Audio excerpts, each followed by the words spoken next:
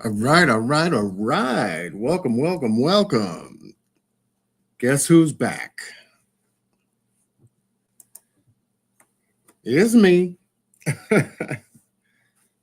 We are back in the building, at the office, in the house.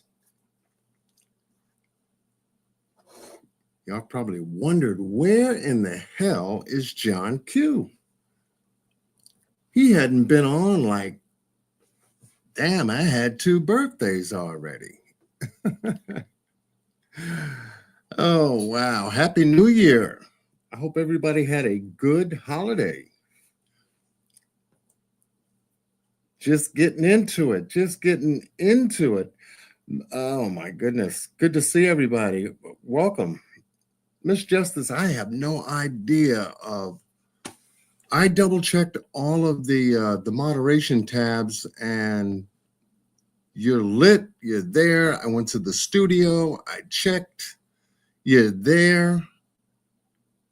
I saw Miss Marty, she's there too. And I can't figure it out. So I don't know. Maybe YouTube is glitching. He hadn't been on in a while, so we made some changes. You know how YouTube acts up. But we'll get it fixed. This is 2025. Wow. We'll get it fixed. We'll get it fixed. I know it's been a while, Sam. I know. Let me see what we got in the building. Coming for a special 6 years. Wow, I've been doing this for 6 years on YouTube. I'll tell you, we have Marley 13 up in here. Miss Marty. Marley 13. I said Marty. I miss her too. Texas Lady is in the building, 1025. Miss Justice holding it down in blue. Miss Marty too. Nola. How are you? Salute to you. Yeah, 6 years. I'm like, wait a minute. It's been that long? Yeah. All because I got on YouTube following a story. Just following a story. We got Tamika Ward in the building. Welcome, Tamika. Nikki Lynn in the building. Welcome. Sally Carson in the building. Mob Ties in the building. Welcome. Sunset Gazing is in the building. Miss you too. No, it's been a bit. Sally Carson, Sam Witch. Now that's sweet. Sam Witch. Okay, is in the building. Got me reading over here. Ernestine Smith is in the building. 80s Blessed is in the building. Blue Devil G is in the building. Welcome. I know it's been a bit. It has been a bit. When you got so much going on and holidays, I was busy in both November and December. So I haven't been on in a couple of minutes, would you say? Give or take.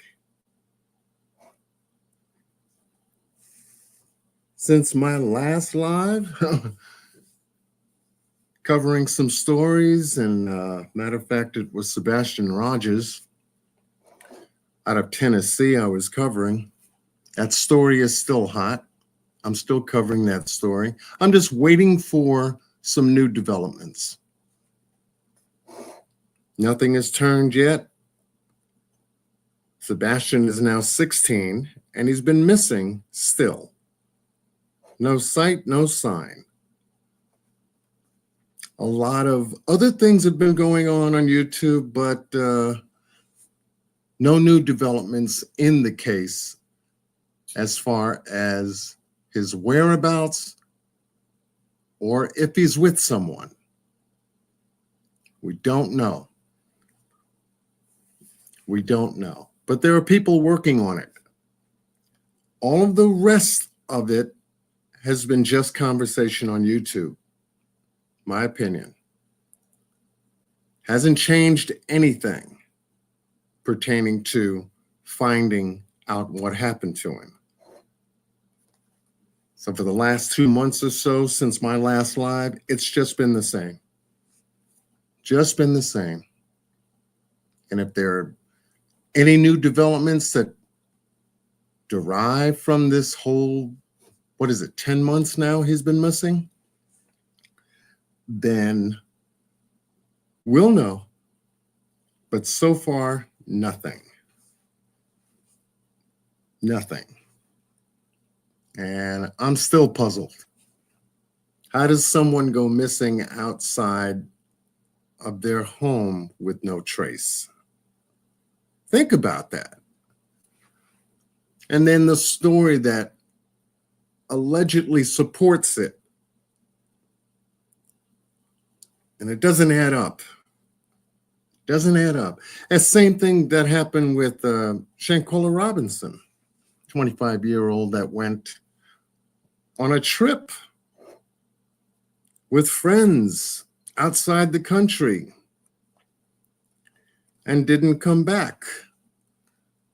Yet a video shows up of an altercation between her and one of the friends. They leave her there, 6 of them, leave her in Mexico. They come home, she doesn't.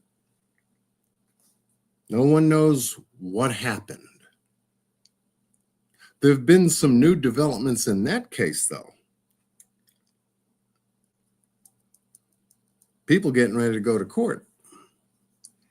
People have been served paperwork. So I'm happy to at least say that the Shanquella Robinson case is 2022 of October is moving forward. Is moving forward, thank goodness. So yeah, that is a blessed development, long time coming. But then again, things do take time. There's a civil matter that has started to take shape,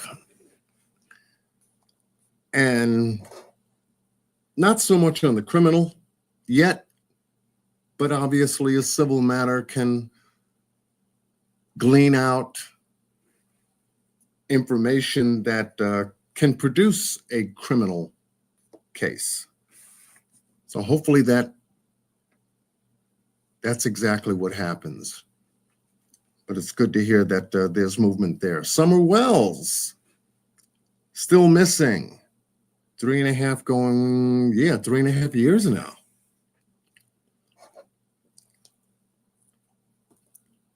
No sight, no sound of her.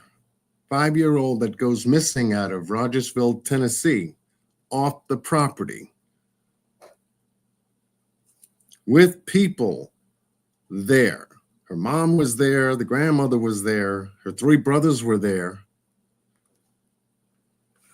And all of a sudden, in broad daylight, on a beautiful summer afternoon, she goes missing off the property. Never happened before. Why was June 15th such a very special day for a 5-year-old to go missing without a trace? And they searched like they searched in Sebastian's case. 5 miles, 10-mile radius, EquiSearch, search and rescue, all of that was used, and not a trace. Parents came up with a story, one supporting the other, and same thing. Husband's at work, something happens at home, and then they go missing. So there's a similarity there. And I'm sitting here scratching my head and I'm going, wow. I said, we got so much going on with people going missing, young people going missing, teens are going missing, young adults are going missing. More so now than any other time. 15, 20 years ago, you wouldn't, it would be very rare you ever hear about missing people going missing like they're going missing now. Very rare. Now you can't keep from hearing it on a regular. Crazy. So I said, my goodness, it's going to be 6 years. I was supposed to go live last night and I couldn't get my mic to work. So I guess that was a little bit of a sign as to what I was just experiencing, just trying to mod up Miss Justice and making sure that I had some mods in here. I'm going, why isn't the button working? They are listed as mods. What's going on? Did they change the whole game on me? Mystic Aura, welcome. Wow, we got some folks up in here. What else we got up in here who came in? Blue Devil G, just the girl who loves frogs. Wow. And YouTube lets you type all that in there like that? I had to keep my name short. But good to see you. Brandy is in the building. That's Brandy. Welcome. So yeah, 6 years in. And it's been quite a journey for me. Covering these kinds of stories, which takes me back to the very first one I did, which is the Kenneka Jenkins story. And that was back in, 27, no. I got my channel 2019, that's right. 2019.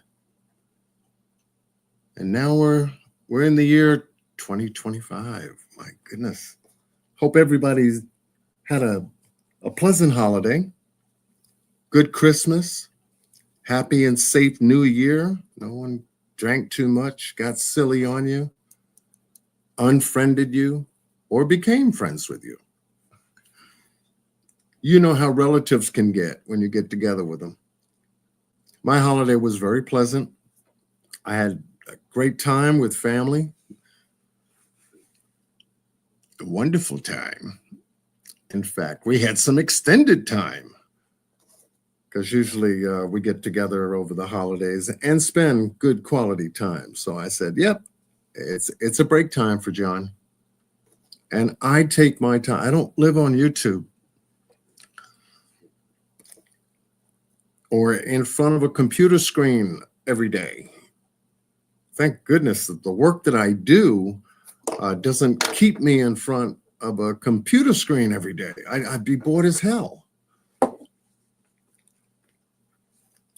Yeah, it's good to interface with people, connect with people, reach out and give them a hug, touch people. You can't do that on the phone, on a cell phone. You can't do that on a computer. Real life, I went to the store just the other day and it's like everybody's got their head in a phone. Hey, excuse me, could I get by? They didn't see me because their head was in the phone.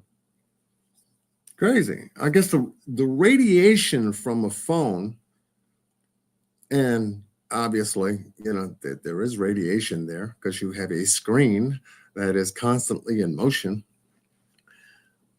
Does something. It's sort of like a pocket hypnotist, if you will.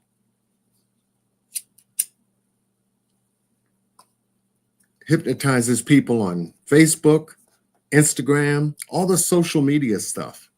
Now, years back, before cell phones became screen phones like many computers, there was the flip phone. You couldn't do all that stuff. You were on and off the phone.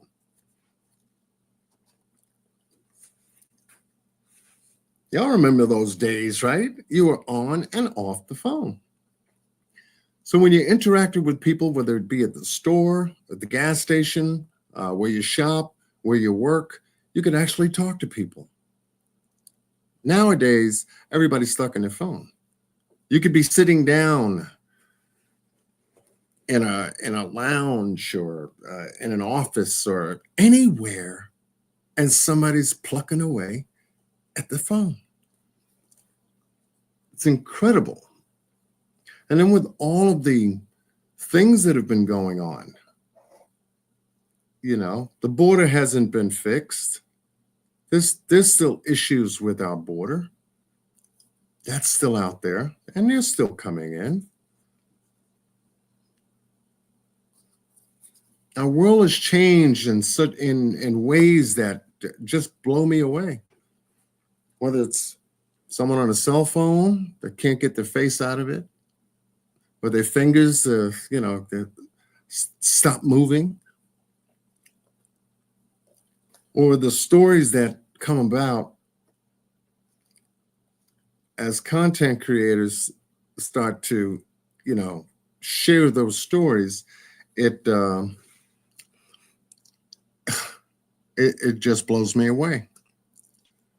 So I said 6 years that you've been online. Doesn't seem like it, but then again, it just goes quick enough to, makes you feel something, that's for sure. So yes, I started my channel January 12th, 2019. And I've come away, learned some things in all aspects of this social media experience, if you will. You learn a lot. A lot. And the thing you learn about more so than anything else, what's the number one thing you learn being on social media? Can anyone guess?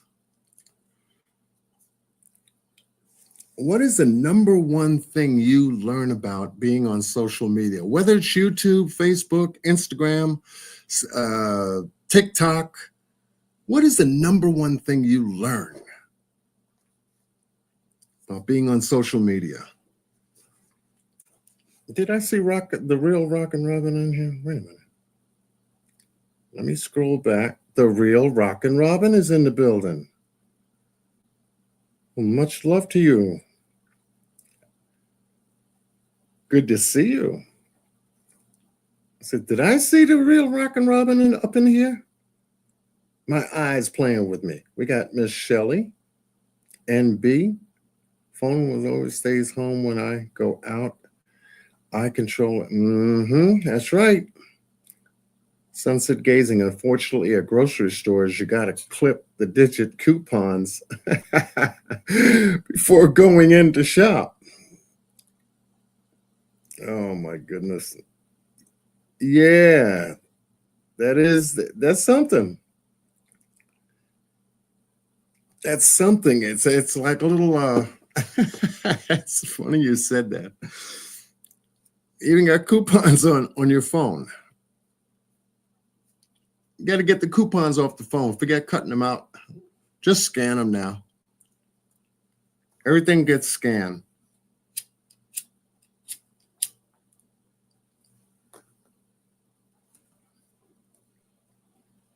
Man. But it just lets you know our world is changing. Is it for the better? They always say it's supposed to, but not necessarily. Not necessarily. Yeah, you got to keep your identity private. How could you do it? How could you do it? They got more people online. Check this out. More people online sharing their private life than at any other time before, ever. Stuff they won't tell people face to face. But they'll share it the hell online, though. Hey, go figure. That's too much. They just give away their private lives more so. It's like, oh, like they've been held up. People don't get robbed at gunpoint no more. That's something. They don't need your money now. They just need your information, your personal information. That's how sophisticated things are. It's how far we've come. Incredible. So me, I'm very aware of these things, and I just get to see how life changes because of the simple little things that get changed in it. And it does change people, though. No doubt. No doubt. I've got my daughters who have their children, my grandchildren, telling my grandchildren, here's a specific time to be online. They have flip phones. They don't have screen phones. They got flip phones just to make calls and texts. That's it. To make calls and texts. And they better not get a report about too much texting in school. That's it. That's it. So they're even seeing the dynamics of how technology has changed us. When you wanted to talk with someone, you used to go to the kitchen and pick up the phone and talk. Remember the kitchen phone or the bedroom phone? That's where the phones were. That's where they were. That's where you spoke. Other than that, you never went outside and carried the phone with you. You had your full mind and total awareness as to your surroundings, around people, places, and things. You knew what was going on.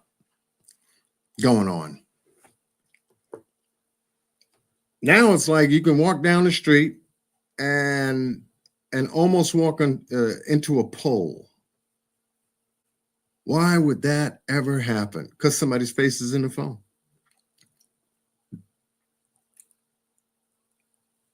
Face in the phone.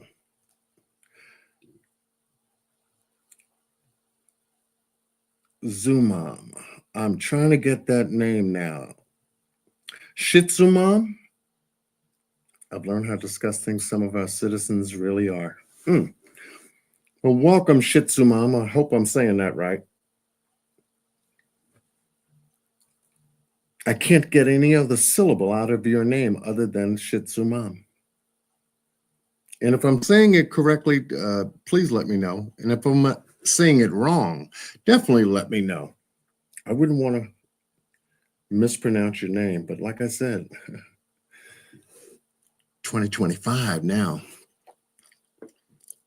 It's been incredible. Anyway, I wanted to cut. That's it.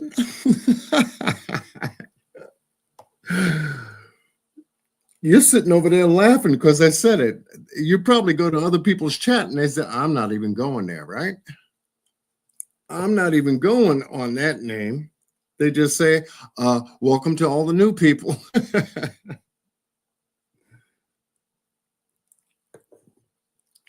That's very ingenious to have created a name like that to say, go ahead. I dare you to say it. I dare you to say it. You couldn't even say it right. You couldn't even say it right. Where is everybody from? Let's start tonight's live. Y'all know where I'm from. I'm in New York, upstate New York. Been here all my life. Born, raised, educated, and work in New York. Yeah. Let's see what we got in the house. Let's see where everybody else is at. Callie is in the house. Trishy. 818 from Cali. Okay. Ooh, I hope you're not where the fire is. I hope you're not where the fires are. I hope you're in a safe place.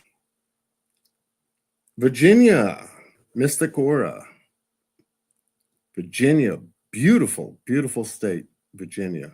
Tamika Ward is in Ohio. Absolutely. Miss Marty in Michigan. Nikki Lynn, Baltimore. Real Rockin' Robin, good old Eastern Tennessee. DV, welcome to the building from Virginia. Wills Point, Texas. Miss Sally Carson, born in Staten Island, New York. Okay. Shelley from New Brunswick, Canada. Okay. New Brunswick, Canada. We got some people.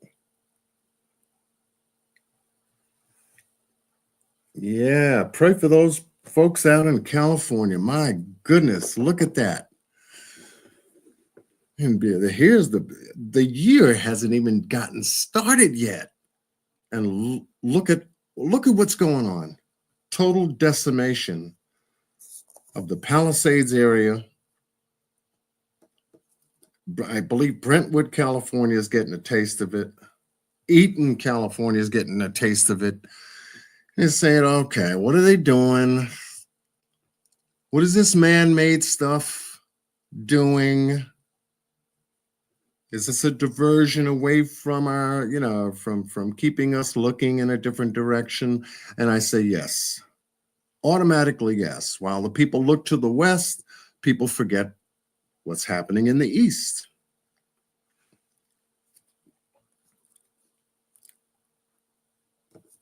We all know what was happening in the east from last year, so they don't want us looking that way anymore.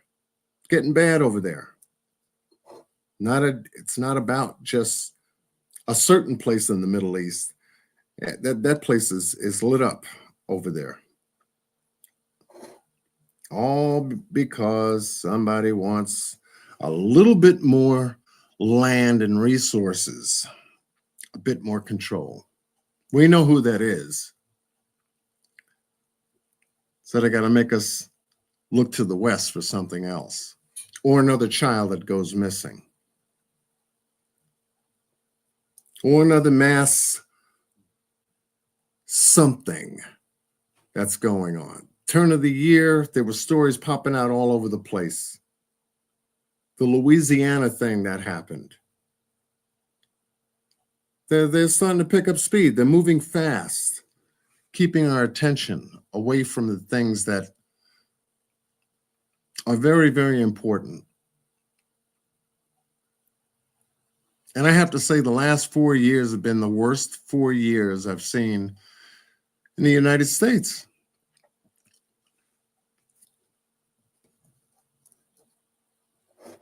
Honestly, and I'm sure that a lot of people will agree with that.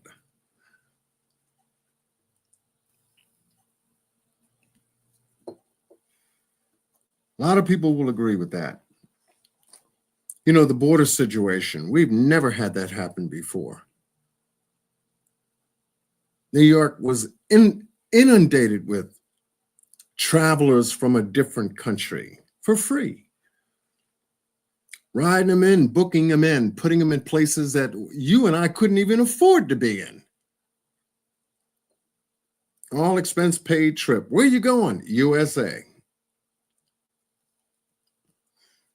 Where are you going to stay? In a luxury hotel. How are you going to make money? To give us an automatic credit card, ATM card. How are you going to eat? EBT cards.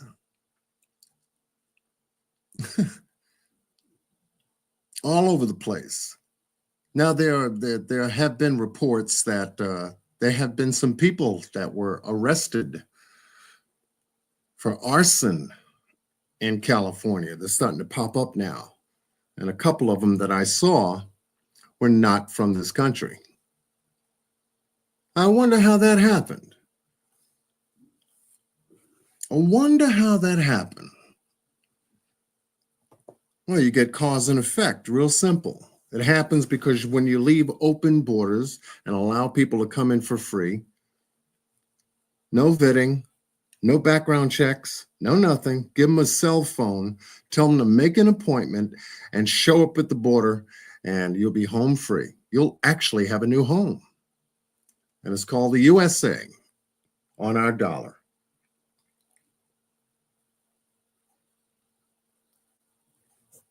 USA on our dollar. And they can't stop it. Greatest nation on the planet.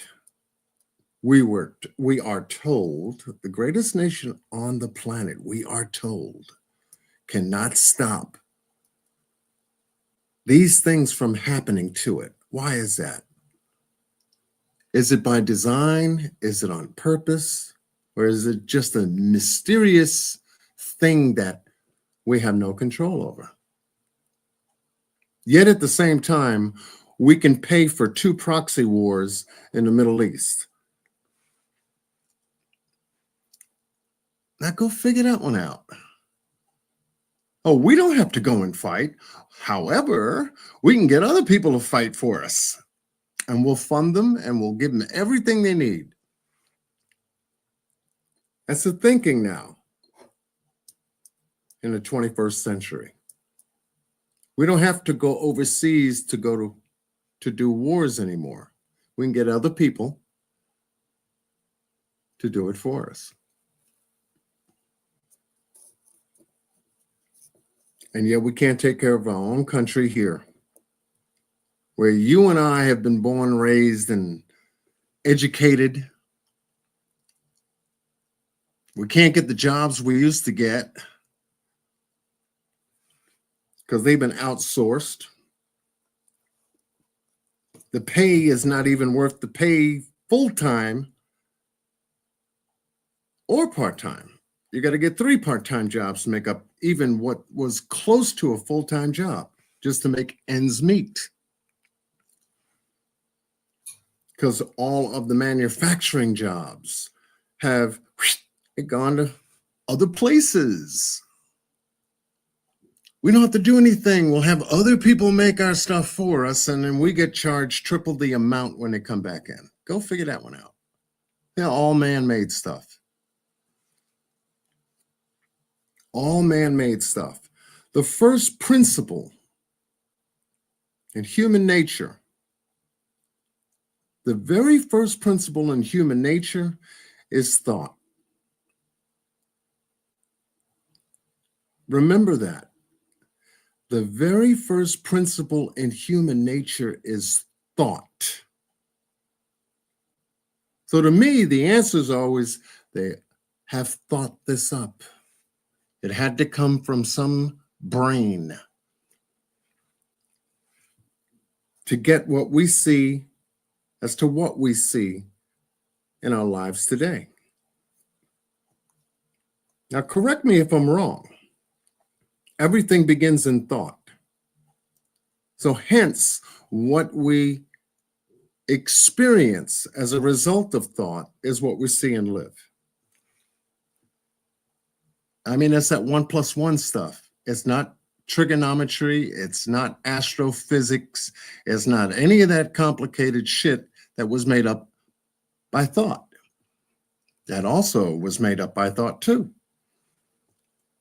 So all this to me is by scope, design, control, focus.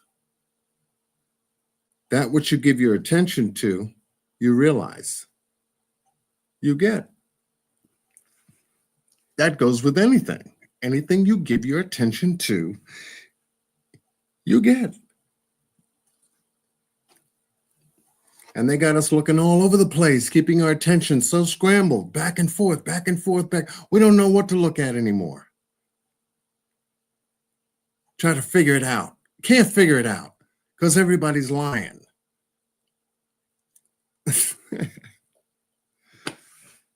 So this is what we got to deal with. Justin Thompson is in the building. Kasumina is in the building. I know I sound like I'm rambling, but I'm just, you know me, I start dropping bombshells. I'm not going to tell it to you wrong because you see the same things I do. You feel the same things I do. You got to have that sense. This is where we live right now. And it's only going to, they say it's always going to get better. Don't worry about it. You have to take the physical action to make it better. Now we got a new president coming in around the corner, and everybody's still holding their breath from that. It's amazing what that man went through just to get back in office. It's amazing. Now he's a convicted felon. You can't make this stuff up. Then again, let me correct myself. Yes, you can make this stuff up. That used to be the language of last year and then. You can make this stuff up because that's exactly what they're doing. They're making all this stuff up. Like the story behind what happened to Summer Wells. That's a story that was made up. Sebastian Rogers, story that was made up.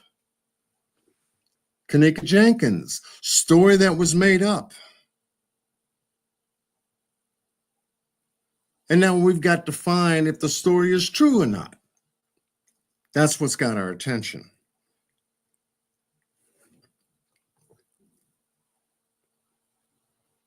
That's what's got our attention.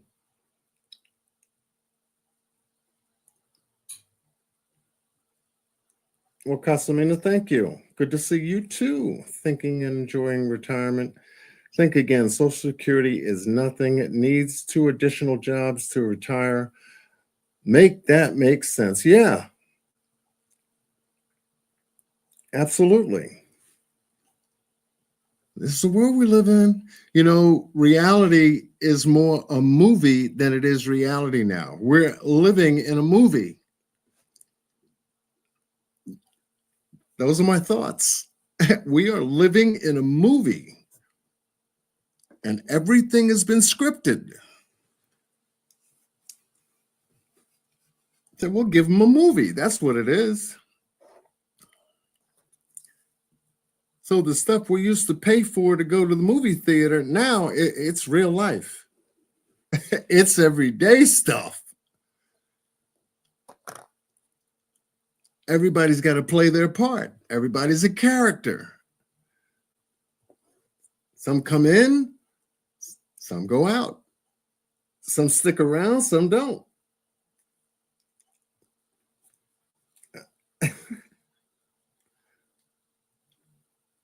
I think, therefore, I am. Descartes. Okay. Sunset gazing. I feel that. Squeak is in the building. Thank you, Squeak. Before you take a look real good at anything, you have to feel that you have to feel in some way, shape, or form. Is this real? Is this really going on? I hear a lot of people say this stuff is like out of a movie. Say, yeah, it is. Because you have people thinking of these things to do.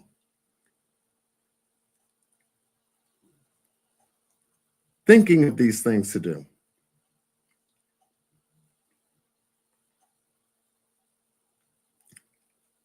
Just joining the chat again. Okay, Nola. DV, thank you. Thank you. See, yeah. So, and you can't learn about all this stuff online. You got to be living your life, taking some time away from, the screen life, the virtual life. That's what happened to Neo in the Matrix. He was a recluse, if I could say that, kept to himself, isolated. And his job was hacking. The beginning of the movie, that's who Neo was. Mr. Anderson was a hacker. He didn't know nobody. He didn't hardly go out. He was just a recluse, a hermit.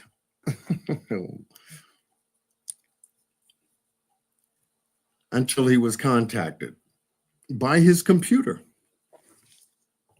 And hence the movie unfold. Miss Angel is in the building. Good to see you. So yeah, when we come across things like that and we start matching it up with how do things happen? Why do they happen? People are involved. Your mind slows down and begins to go into critical thinking. It should, because now you got to make sense out of something that doesn't make sense anymore. You got to slow down to see if it's a mirage or if it's real. The people have the power to slow your thinking down and begin critical thinking. You were given that process.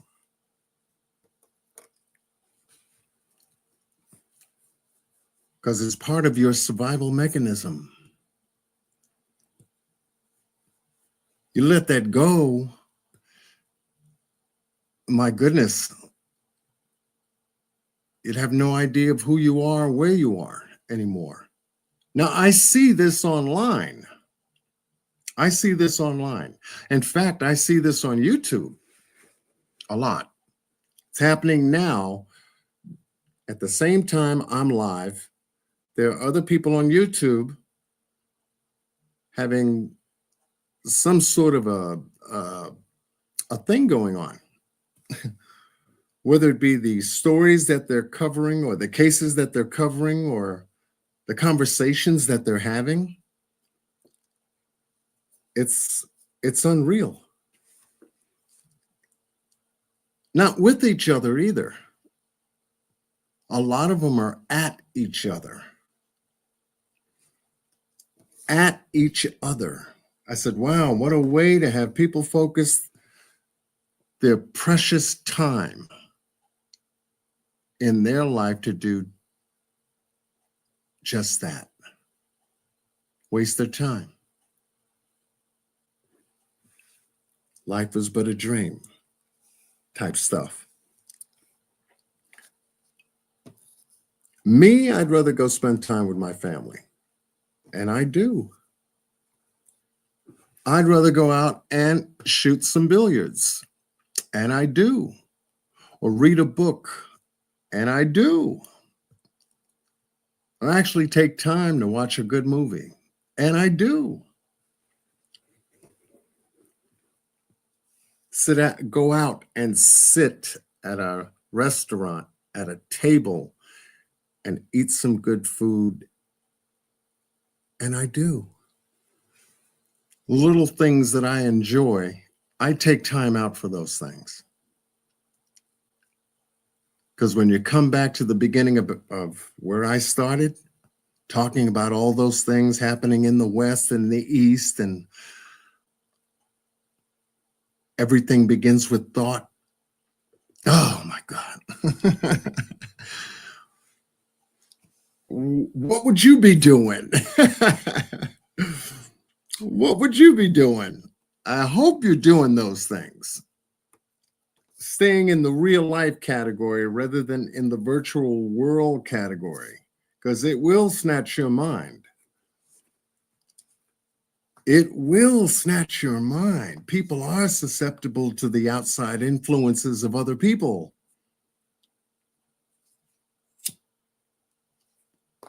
Every single day.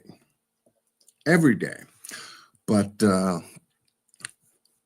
guess that's my warm-up.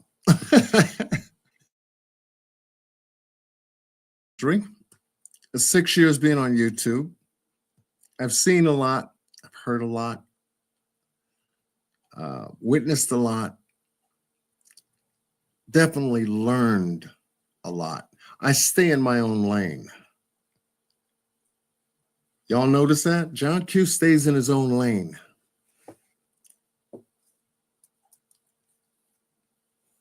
Yeah. I love company. And I stay in my own lane. Just like, well, the folks that come to see me, I kind of get a feeling you do the same thing too.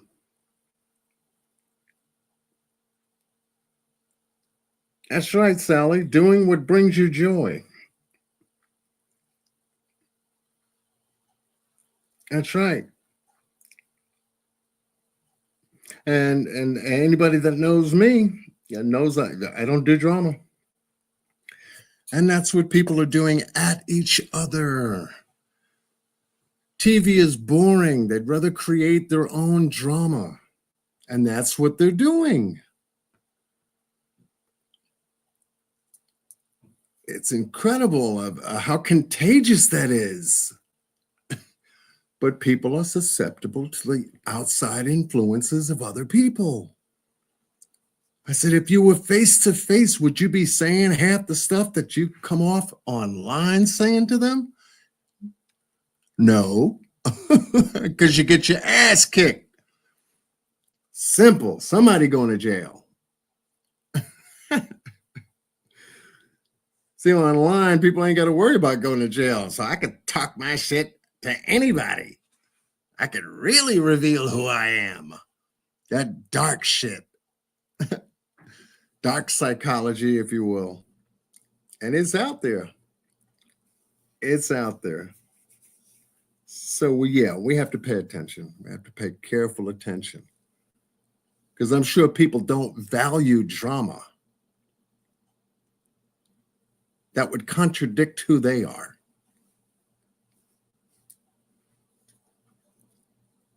Yet these are other people's kids that have come from someplace, found out about this online experience, and decided to let it all hang out.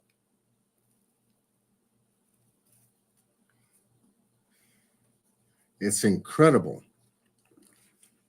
And in the Matrix, Neo, when he meets one of the builders of the Matrix, the construct they called it, comes into this big room with all these TVs, if you remember seeing that.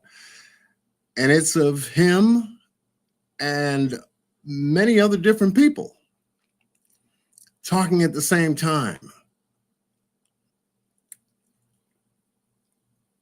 If anybody remembers that part, I said, I'll be damned. That's YouTube.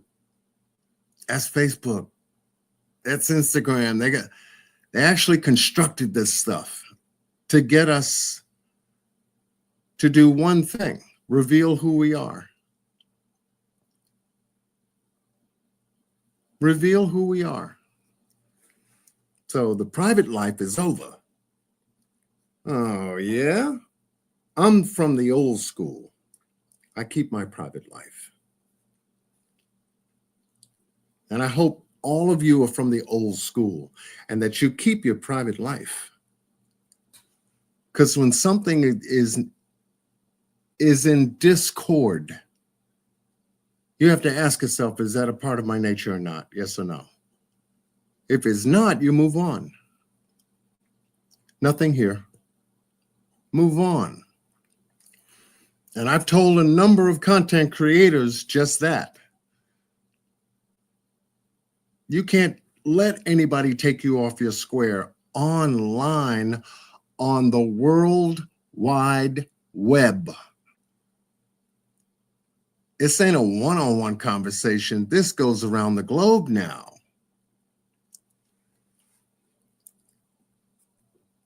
This is around the globe.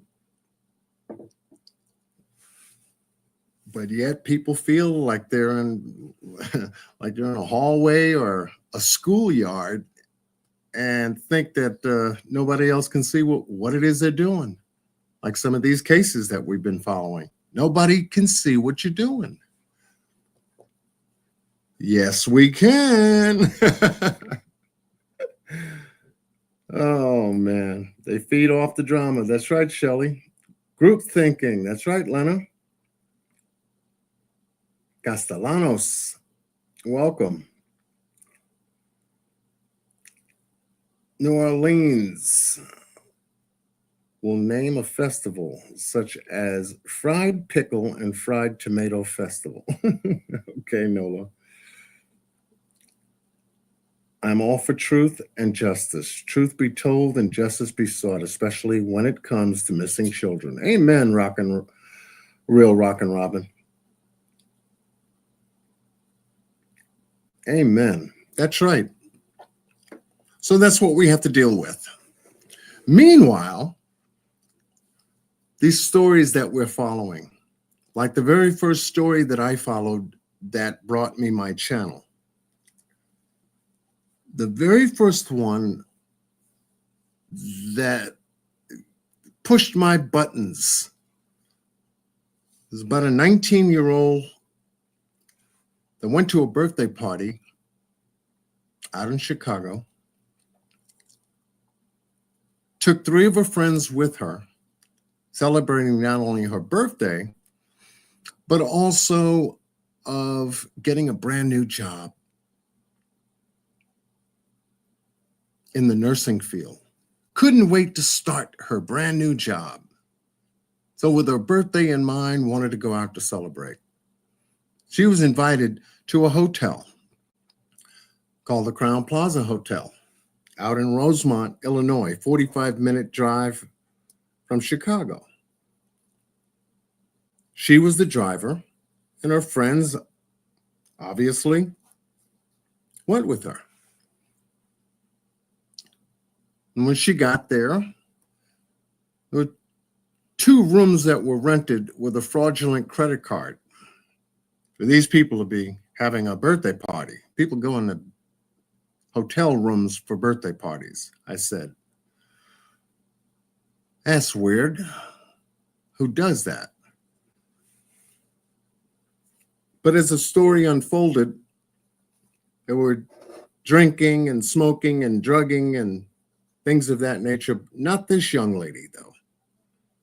She was a designated driver. But she did have something to drink. 1 hour, maybe even 2 hours into it, things began to take a different shape, different form. She became inebriated to the point she had to go and lay down while the party was going. Now you think of a double bed hotel room that had 33 people up in it. A double bed hotel room that's got 33 people up in it. Listening to music and talking and smoking and drinking and talking loud, and one can't hear what the other's saying, so they got to talk louder. You can imagine. And she had to lay down. And then it was time to go. Better yet, let me do this. Y'all know who I'm talking about for those that remember.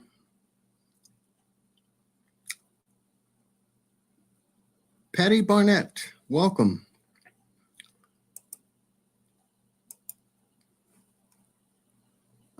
Where was I? Where was I? There we go.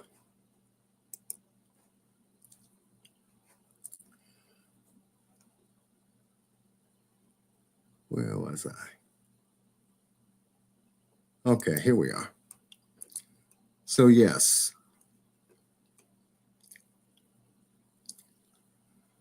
See if I can find it for you. Here it is. Right here. And you can see the years. 5 years, 5 years, 5 years, 5 years, 5 years ago. Kenneka Jenkins. Young lady that was found in a freezer. See if I can get. And I made this off a cell phone. Check this out. I'm just going to click off the volume. And I learned how to put just these video pieces and portions together. And this is where they found her. In the back of the hotel, inside of an industrial commercial freezer. The double door had a push button locking mechanism on the inside to where if anyone stepped in there and that door closed, they could push that knob to reopen up the door. But not in this case.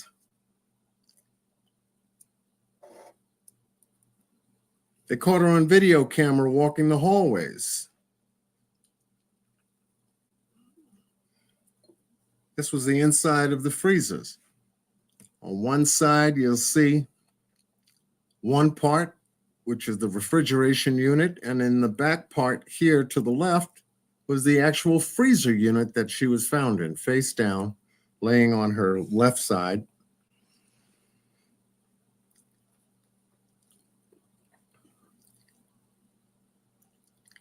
And this was one of the very first videos that I was able to put together to produce from my findings. Why would a 19-year-old inebriated find her way to the back of a hotel, walk into a freezer, lock herself in, and can't get out?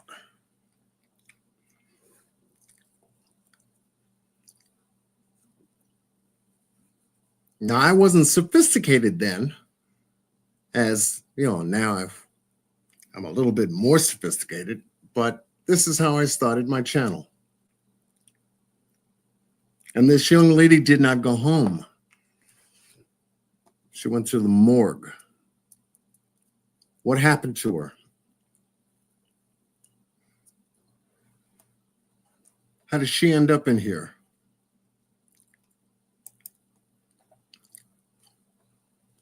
This was a filthy freezer unit. And I took a very careful look at this. This unit was supposed to be off. This was in the back portion, a kitchen that was under construction at the Crown Plaza Hotel. There was nothing really working in this area except all the lights. They had 24/7 security. Part of their job was to check this area to make sure that everything was secure. So who would know about that? You would figure security would. Top of the line suspect in this particular case.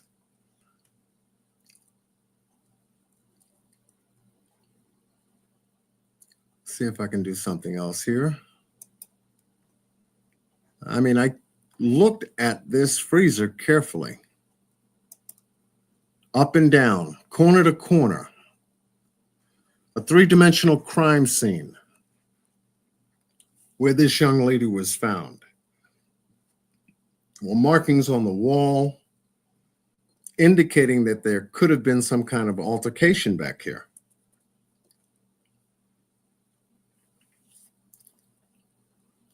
Something hit the walls, so it was cleaned off. Debris was found on her jacket, resembling that which is on the ground.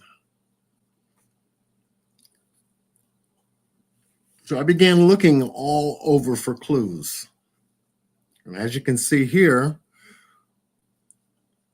in the corner, this is where her body was found.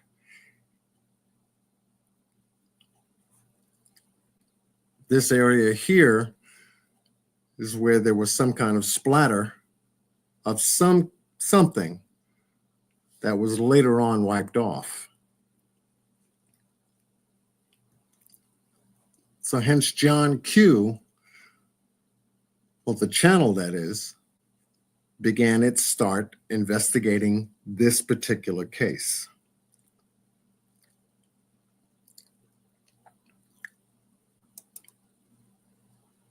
Little things.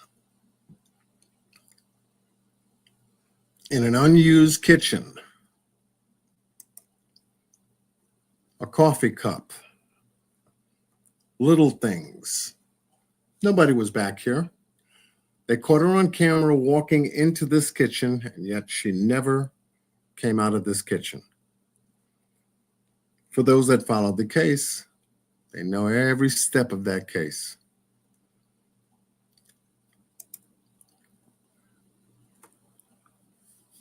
Every step, every inch.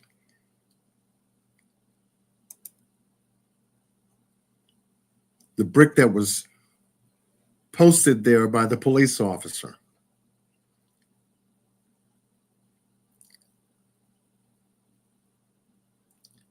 And then we get into some other photos where she actually was when they found her.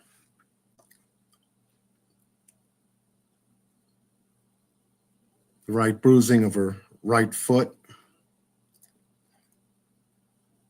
How she was found.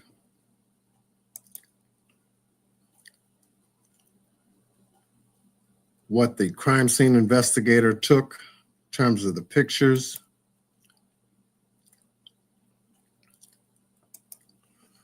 The sneaker that was off of her foot, this being the right sneaker.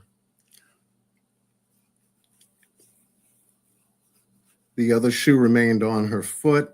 There were markings on the sides of her sneaker that to this day are puzzling.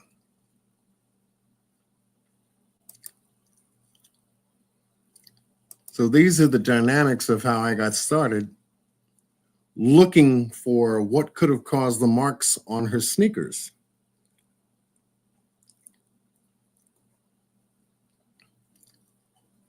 They tried to close the door on her foot to prevent her from getting out, or the door on her foot to stopping her from coming in. How did those marks get there?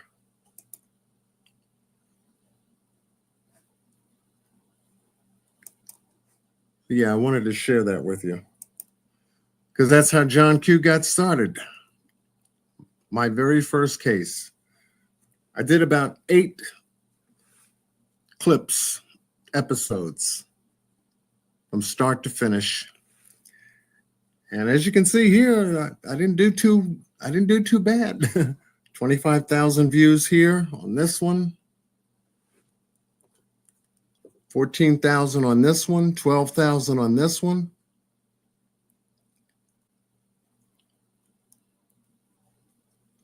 $6,500 on that one, 6,300 on that one. 6,200 on that one.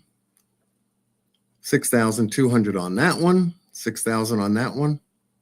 5,000 on this one, 4,000 on this. And so I gradually grew until I got to the very end, The series is still up. It's my Flagstar case. And people said, we want to know more. We want to know more. Well, the case wasn't solved. How'd she get into the freezer? What happened? Never solved.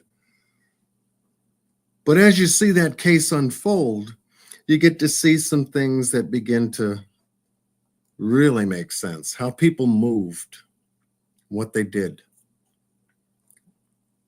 In fact, let me show you this.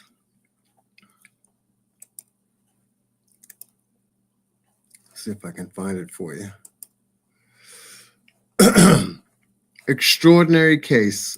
It had me and a lot of other content creators who followed it asking these questions over and over and over and over and over again. How'd she get back there? What happened to her? See if I can find that piece. See if I can find, I think this is it. Let me set this up for you.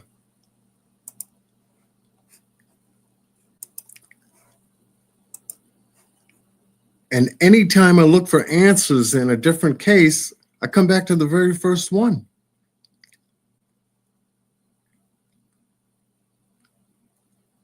Yeah, they do have a tape of her, Patty, entering that area.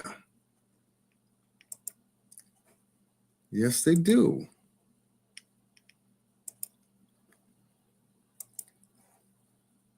But this is how she was found.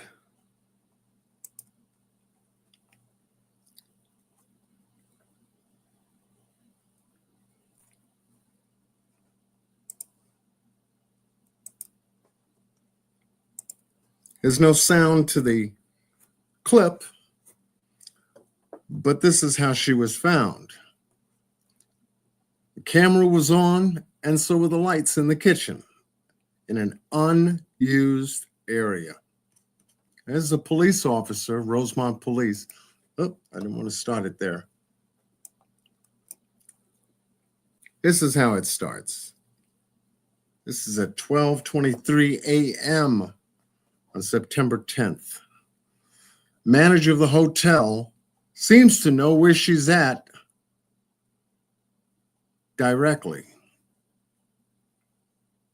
Opens the door, steps in, opens the freezer door, sees her, turns around,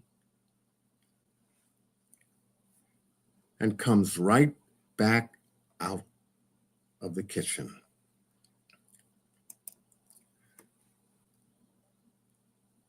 I said, isn't that amazing?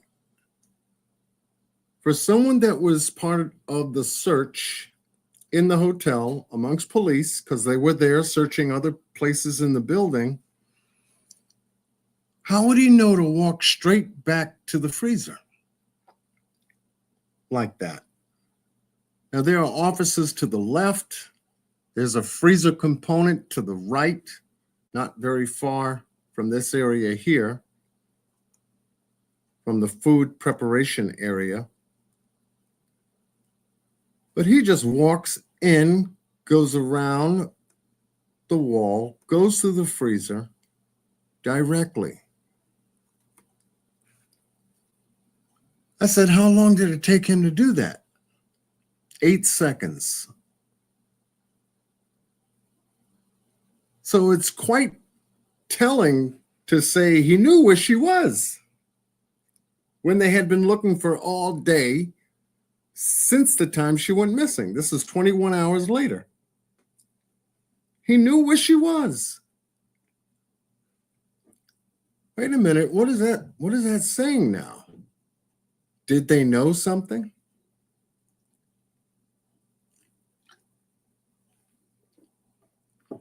It would make you think so. It would make you think so. And there were so many eyes on this video clip, a lot of people started thinking the same thing.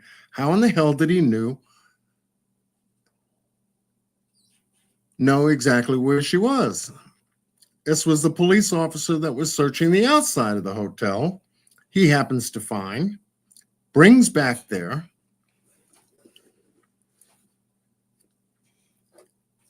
all recorded, almost like if they had to stage how they wanted to find her for the police report. I mean, it seemed that way to me, as well as other content creators that were following this case, got the video, chopped this baby up, and looked at everything they did. Police officer then makes a radio call to the supervisor and the other officers in the building looking for Kenneka, telling them where he is. So now we have an isolated crime scene here. Wasn't called a crime scene, a missing person. And now we've got a death investigation. Now here's what he does. He comes back in by himself. He goes back to the freezer. He opens up the door and puts the brick there to hold the door open. He also walks around the kitchen, starts moving things by himself.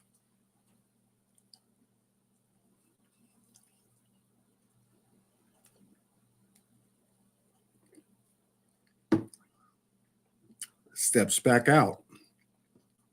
And little by little, you began to see how everything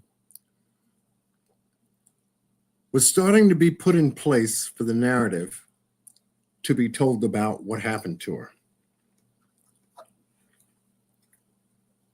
The little details of everything that happened.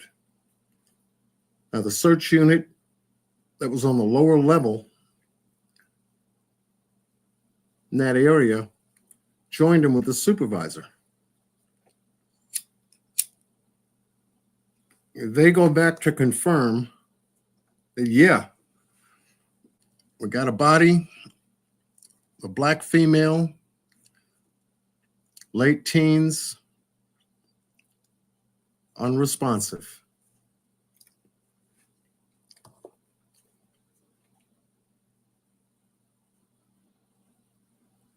Yeah, they don't look surprised at all. No urgency, that's right.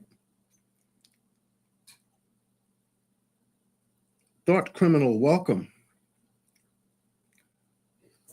The other officers from the other side of the building now join into this area. Well, the 13 police officers respond to the call from the supervisor.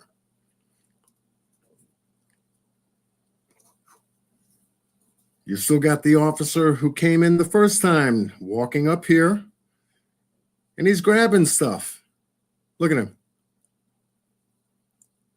That was another component that was moved from one side of the room to the other to hold the freezer door open.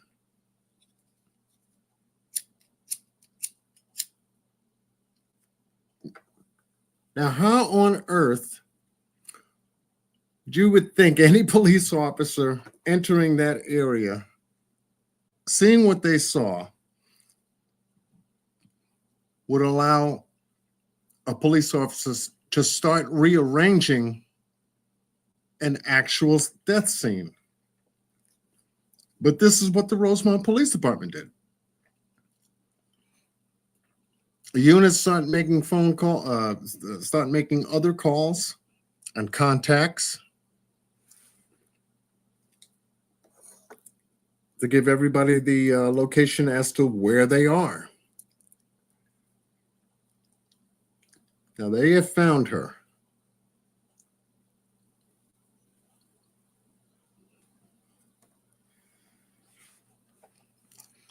Now this tape, this videotape, where camera in the kitchen capturing all of this, is at an angle,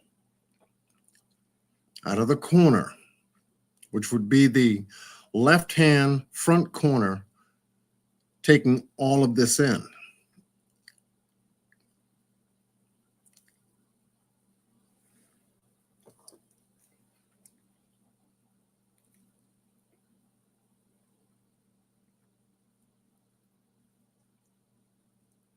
Yeah, they're tampering with a crime scene. That wasn't written in a report, any of them, where the first responding police officer was noted doing that, but it's on tape.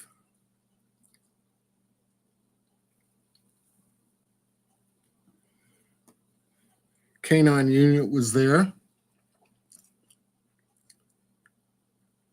You had one police officer sign in as a police officer.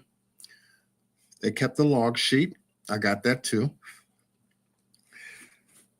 And the supervisor told him to sign back in as a crime scene technician.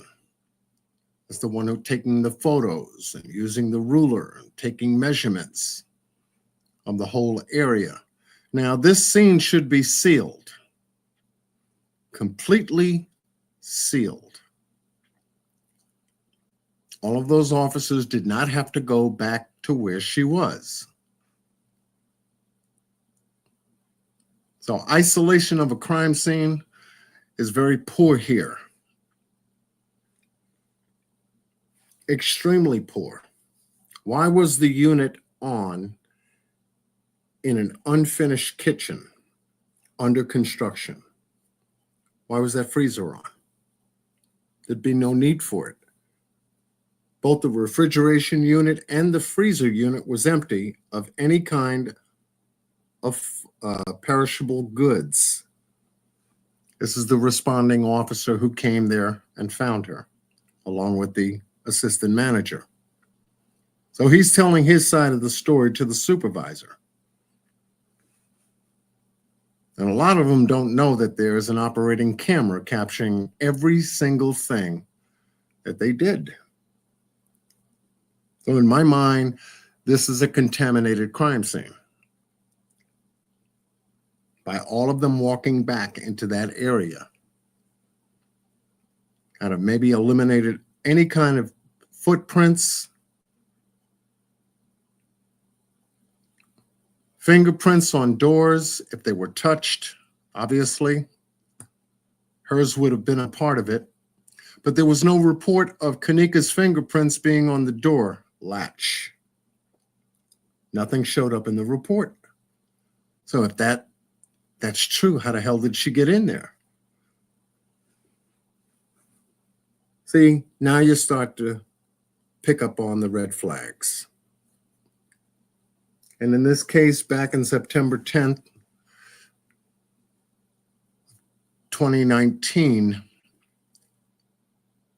when I started my channel, oh man, I went through 3 notebooks taking down details, everything. Then I was able to get my hands on all the police reports and read those. And the narrative started to change. And I'm looking for fingerprints. Nothing showed up.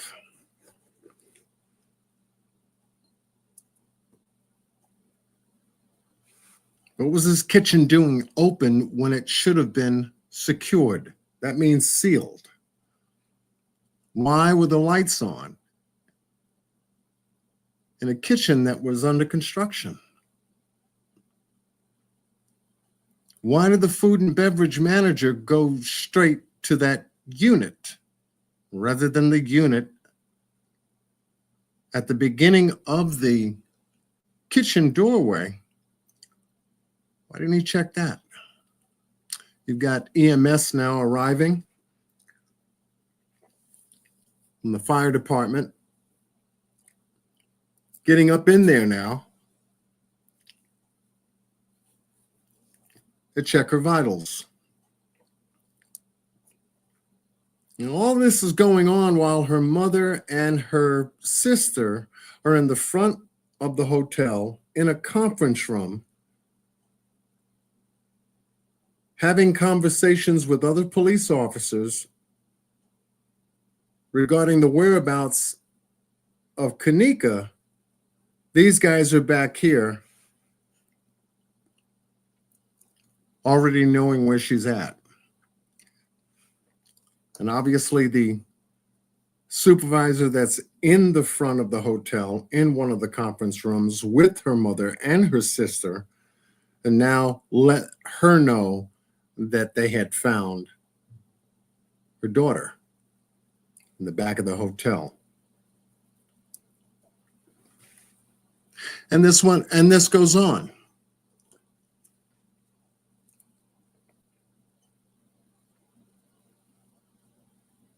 Four and a half hours later is when the mother insisted that she wanted to see her daughter.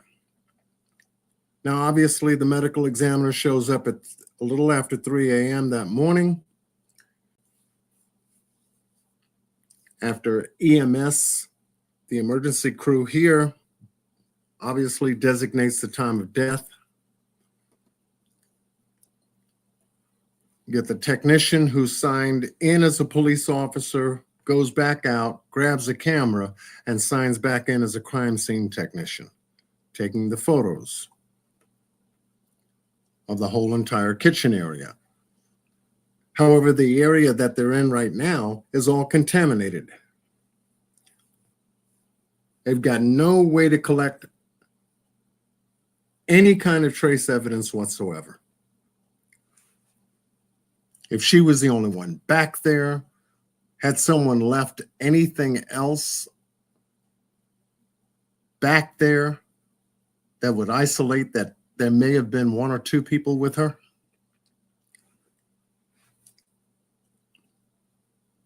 The coffee cup that sits in the middle of the room on top of the sink area right here was never taken for fingerprints. Any kind of examination? Nothing. I'm going to fast forward this a little bit.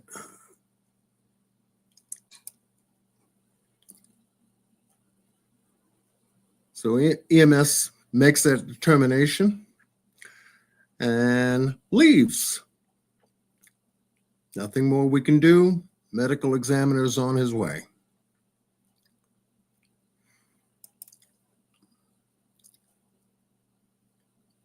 See what else we got here.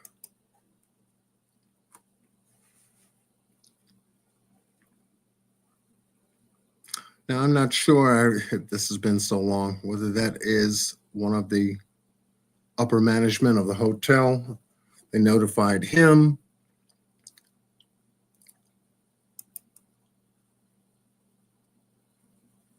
I mean, this was one weird crime scene that night, that morning. But I want to get to all of this here. This is the detective here talking with the canine supervisor here, and they're putting together the narrative. How she was found. They noticed the camera.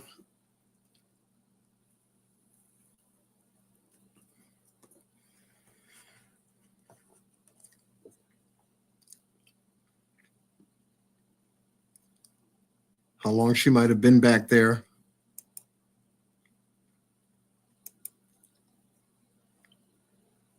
And here's the photo technician taking pictures of the crime scene. I've always called it a crime scene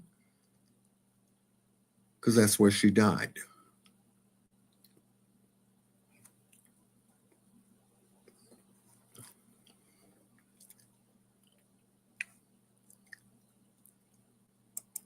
So yeah, I wanted to share that with you because I always go back to this case, how it all got started for me in doing other cases. And I can go down the list.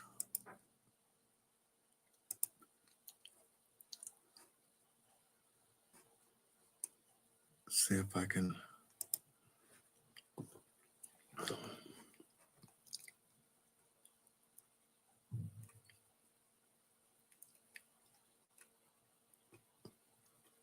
Just bear with me a little bit.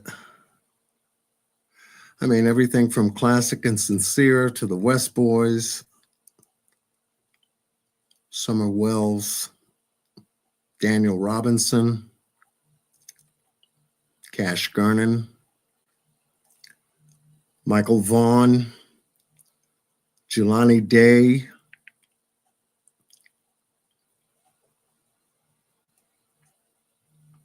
a lot of it.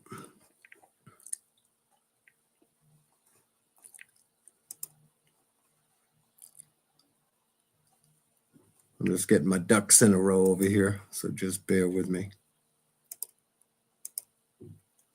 But this is how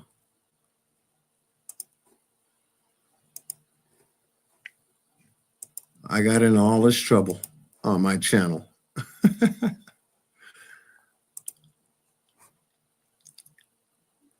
I also covered Tiffany Henyard out of Chicago, crazy mayor, likes to spend money and lie. In fact, there's an update on that story just come out today in reference to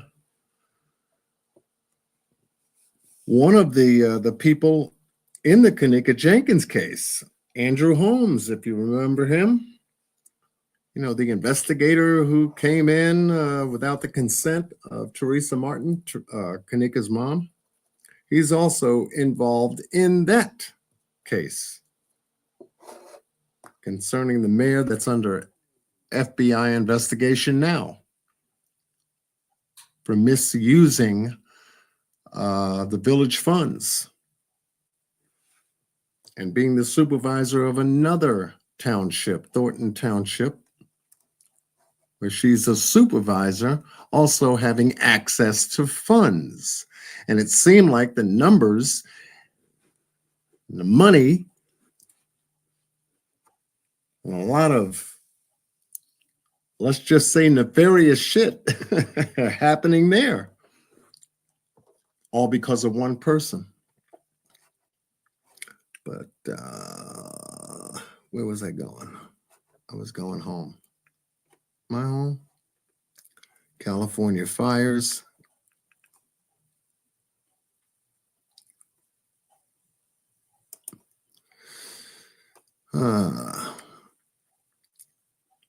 Yeah. So I look back 6 years now at all of the videos and casework that I did. Shanquella Robinson,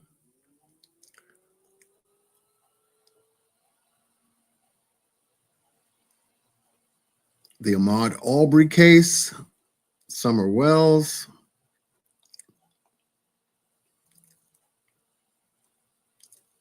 Daniel Robinson, the West Boys, Ma'Khia Bryant, what happened to that young teen. We've had some table talk with some great guests.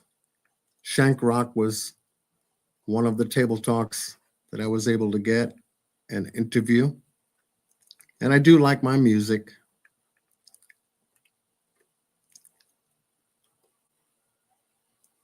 Do like my music.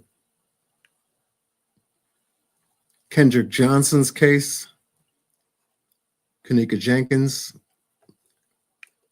So this is what I've covered.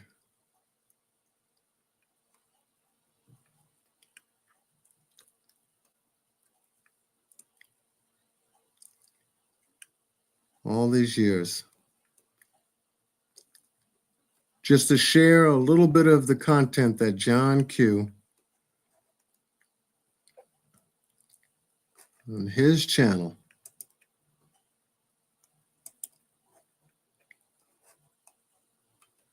my 6-year content. Carol Smith is in the building. Now I'm looking up. Oh, now he sees me? Yes, Carol. Thank you for being here. Whenever I find a case that warrants my time, I give it my undivided attention. When Sebastian Rogers' case came to my table out of the suggestion of many of you, it said, if you did Summer well, you got to do this one too. I said, well, why? What's going on with that case? Oh, it's just like Summer Wells all over again. Kid goes missing out of his own house. I said, oh, no, not another one. Sure enough, I started looking into it. I was able to develop a small little starting series of some of my thoughts regarding that case. Most of you have followed me on that too. I thank you for your support. Because that's a tough case. Hands down. I thought Summer Wells was something. You know, the mom and dad narrative, that bothered me. It still bothers me a lot today. Because I don't believe he walked out that house by himself. And if he did walk out that house, it had to have been a reason for him to walk out with no shoes, no coat, no phone, no other types of resources that he would have at 3, 4, 5, 6 o'clock in the morning. No one hears him go out, not even the little puppy dogs, only to find out that when his mother goes in to check on him, he wasn't in his bed.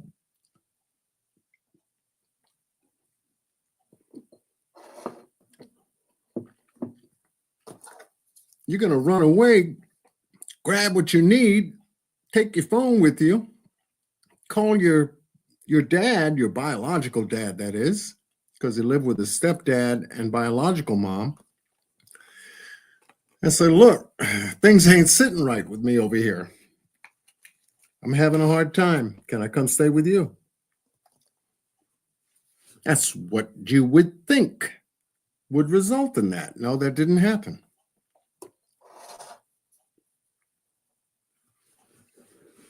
Nothing. No trace. So I've covered as many details as I could. I'm still covering details today. Going back over that case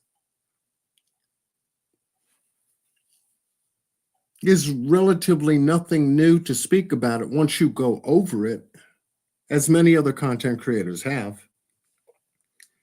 I'm not going to get into the shit and the drama of the case because there's plenty of it out there.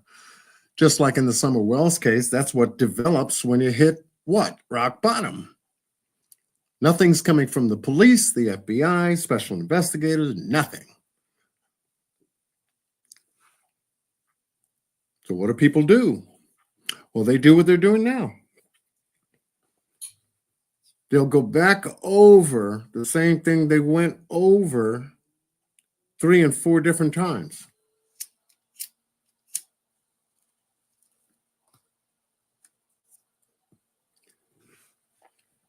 With no other points of detail. There's a lot of speculation.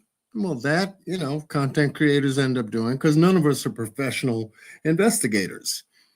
We're coming to you with our thoughts and opinions, our ideas, and points of awareness. That's all we can do. And bring attention and awareness regarding the story, the case. All we can do. But one thing is absolutely ridiculous is to beat up on another person for doing it. That's kind of retarded to me. I don't know. And here comes that mental stuff. Everything begins in thought. So this is intentional. I'm bored. What drama can I get into? I know what. I'll find other people's content and critique them on it and tell them how wrong they are. Maybe they'll come after me and I can have some content to talk about. Maybe make some new members and get some Cash App and maybe some super chats. You know, they're not going to tell you that. That's why they come on every day. They got to get that rent paid. The light bill taken care of, you know? Maybe buy tea. But to me, I mean, that's them. I mean, that's what they got to do. That's what they got to do. That's what they're doing. But hey, I don't treat cases that way. Never will. I don't have to. I'm here for the case. I put in my time. I give you my observation. No one has to pay me anything for it. I'm not worried about that. And yet, I'm very blessed with the number of subscribers that I have on my channel. There's no pressure from John Q. You'll never get pressure from me. For what? That don't make a channel. It'll cause its demise more so than make the channel. Some content creators that I've worked with, Shank Rock, Miss Q, got Lady Love Lounge Talk.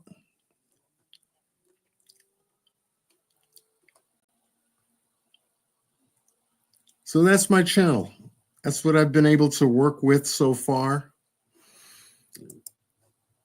In a short period of time, you know, when you take a look at 6 years, it's just 6 years. Just 6 years. WG is in the building.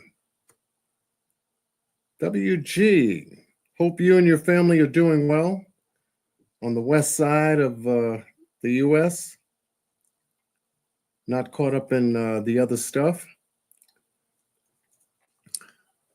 Things that I'm working on. Well, let me do this just in case, because you know me. It's my anniversary. I can do what I want. I can do what I want here. I'm going to drop the link for anyone that would like to join me. Come up, say happy anniversary. Talk to me about my content. Say what you want. I always enjoy company and conversation. But yeah, I'm looking at doing a follow-up with on the Daniel Robinson case, the 25-year-old that went missing out in Buckeye, Arizona, somewhere in the desert, the Sonoran Desert, on a day he went to work and didn't go home. That's a mystery too. So him, his father, and I have been talking recently over the holidays. They're doing good. They're doing well. He's holding it together. He's into a lot, and he's still searching for his son. He's still searching for his son. And Daniel went missing 8 days later after Summer Wells went missing.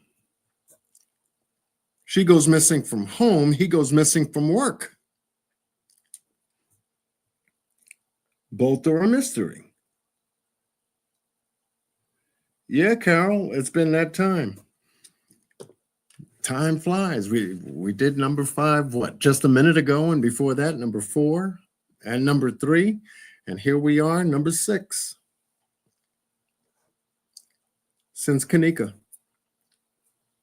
And I wanted to share Kenneka's case with you so you can actually see how John Q started.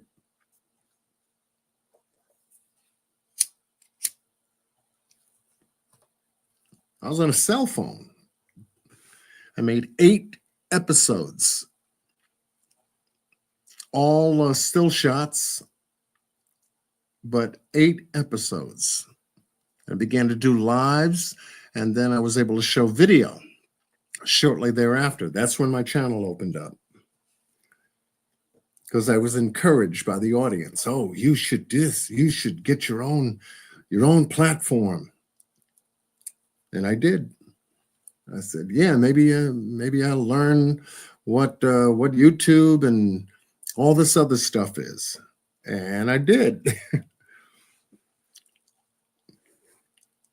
This definitely wasn't an overnight kind of journey, but I could say it was a journey of many overnights to get here. But yeah, if anyone would like to come up, say Happy New Year, happy anniversary, talk about some of the cases that I've covered that you're familiar with, some of the things that you've experienced on YouTube. Are you getting ready to start a channel? You know, we could shoot the breeze, but I welcome you all. I plan on focusing on some new cases that I'm looking into. I thank a number of people that keep the follow-ups on a lot of these cases coming in, information, whether it's Breonna Taylor, because things have been still coming in, and that's from Carol Smith. She's been eyes on the beam. She'll send me something 9 a.m. one morning, 5 a.m. the next morning, 12 noon on a different day. She keeps me posted. Definitely keeps me posted. Jeno is in the building.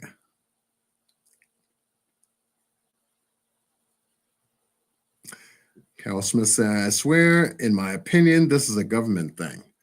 And then again, it could be. It could be. Not having enough of this. We didn't know about that. You know, all these excuses. Yeah, but this is a nation that's always prepared to go to war with anybody. Huh? We can't fix our own problems here.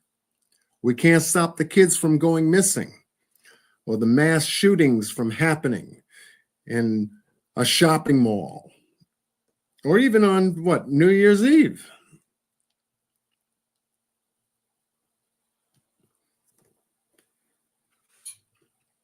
It's always something to get our attention, to keep our attention away from something else we should be looking at. If you notice that, took the attention away from the border because of the war in the Middle East, take the attention away from the Middle East because of a mass shooting. Then we go into a child going missing. And this is back and forth, like a pendulum, back and forth. The people on social media eat it up, and that's where everybody's attention will be. Call it the hidden hand. The hidden hand. Have you been messing with AI in regards to researching cases? No, WG, I have not touched that. I have not touched that. Too many things about that I don't know. I haven't really studied anything regarding AI. I want to work it into everything and throughout everything that involves us. That to me is a danger to that element in some way, shape, or form.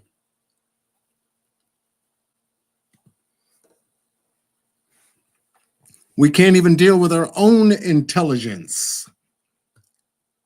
Now we're creating artificial intelligence to try to help us with our own intelligence, like we really needed it. You know, and they use that more to oppose than to help. That's just in my opinion. And it could be in the wrong hands with the wrong thoughts, because everything begins in thought, manipulated in a way to where too many people would be too creative in getting trying to get away with stuff, whether it's voice cloning. A lot of crazy stuff going on with that. It's a good tool to find, hard to reach information, but I understand the concern. Yeah. I mean, if you use it correctly as it should be used, with good intentions, and I would say appropriateness, if you will, then it could be beneficial. You know, but like a gun, once again, you know, good thought, bad thought, people can get creative with a tool in either way. But that's going with AI, to me, that kind of goes beyond the scope. So we can't get it right as intelligent human beings. How can we get it right with artificial intelligence? We need a lot of work. We need a lot of work. We're still dealing with skin color issues.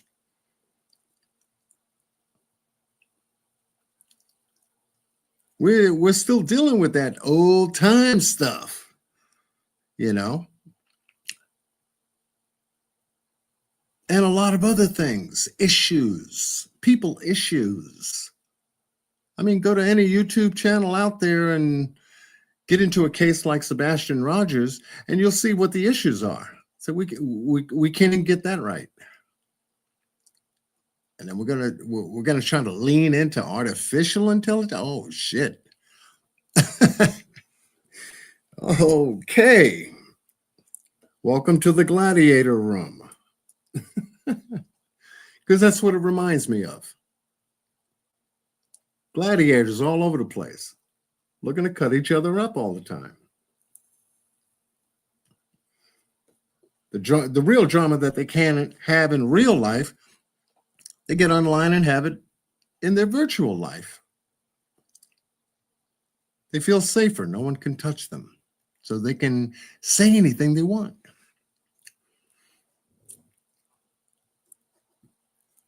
It's crazy, but yo, people are doing it. Let's have an intelligent conversation. What can we talk about? No, you're kidding me. Then it goes left somewhere, and you can't get off the left because everybody's right. So yeah, that to me at this point in time, I mean, for me, no. Research, open a book. How's that? Go to the library. Put your hands on something physical.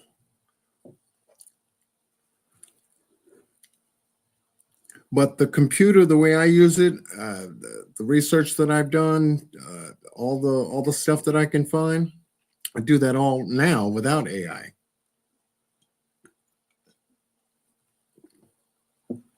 I don't want something else thinking for me. I want to do the thinking so that I know that the original content is coming from me and not from some artificial thing that is too much to read, it's too much to follow, too much to learn. It learns about you. who you are, yet you know nothing about it. That's not such a good relationship to me.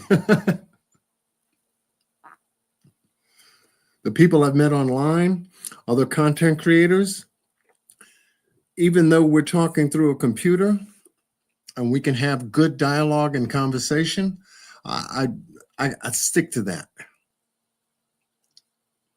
When the conversations go bad and this, that, and the other thing, guess what? You change the channel. It's a beautiful thing about it. You change the channel. Too many people doxing people. I know where you live. I'm coming to get you and all this. Oh, wait a minute.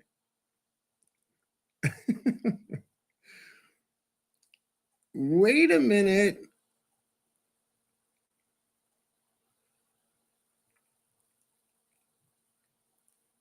Okay, Carol. Yeah, send me the video. Send me the video. Bullying. Oh my God, I can't even say that word. Real rockin' Robin. Kept it just scholasticism, legalities, lie, deception, diversion. The list goes on and on. Is that like supercalifragilisticexpialidocious? Because damn, that's a good word if I could ever pronounce it. Thank you, Carol. I got it. I've been utilizing AI to double check. I've done on my own. It could be a good source to check your work. Yeah. Oh, yeah, definitely. As a psychological condition where a person takes excessive pleasures in mocking others. Okay, Zoe. You looked it up. I would definitely have to look it up too. But thank you for posting that. I will look it up. I will look it up. Yeah, now you can get on X and find a lot more going on with X now than before.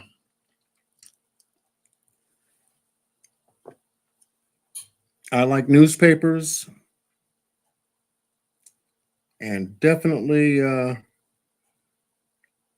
Google some things here and there and then cross-reference it. That's how I double check the story. Because a lot of news media stories that get posted out there, each one don't know if 10 people got killed in Louisiana, or 13 people got killed in Louisiana, or 15 people got, and you start to see a variance in numbers. Who's telling you the right information about what happened in New Orleans?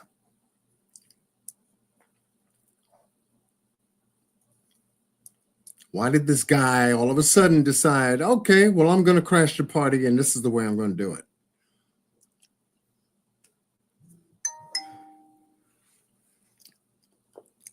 And to put that out there like that.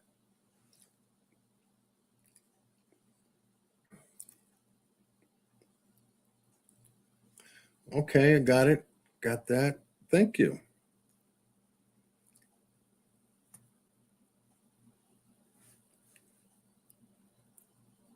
Accuse, not excuse.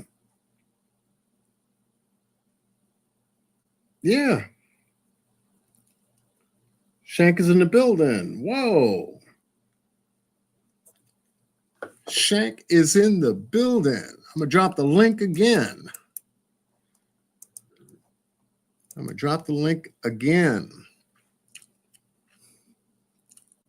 Hey, Shank,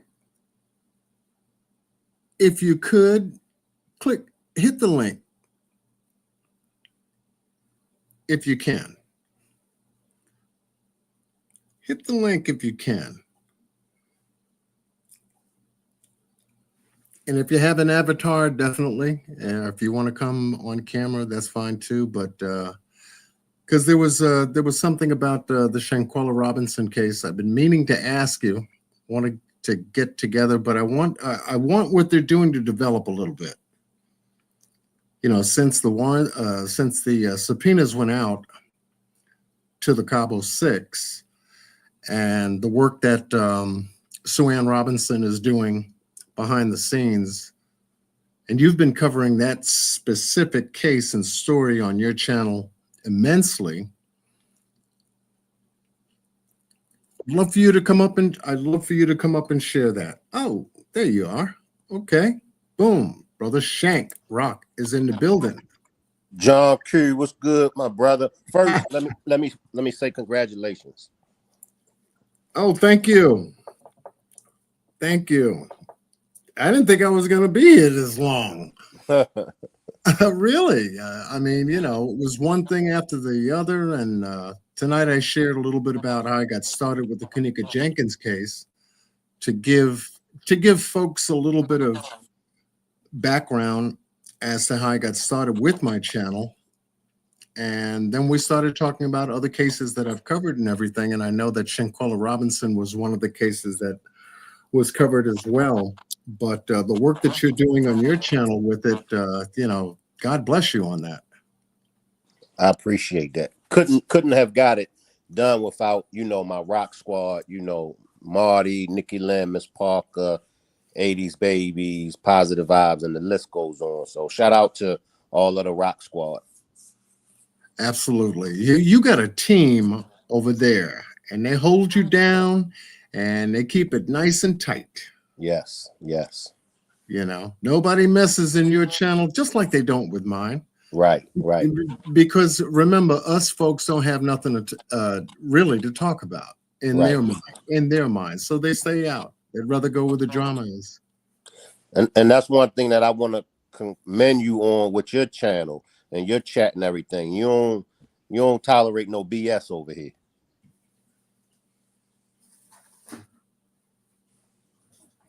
Oh, I mean, you know, I don't tolerate it because they know that I don't. I put it out there. I'm not going to tolerate it. I got great mods. I don't need like 10, 15, 20 mods to handle a channel.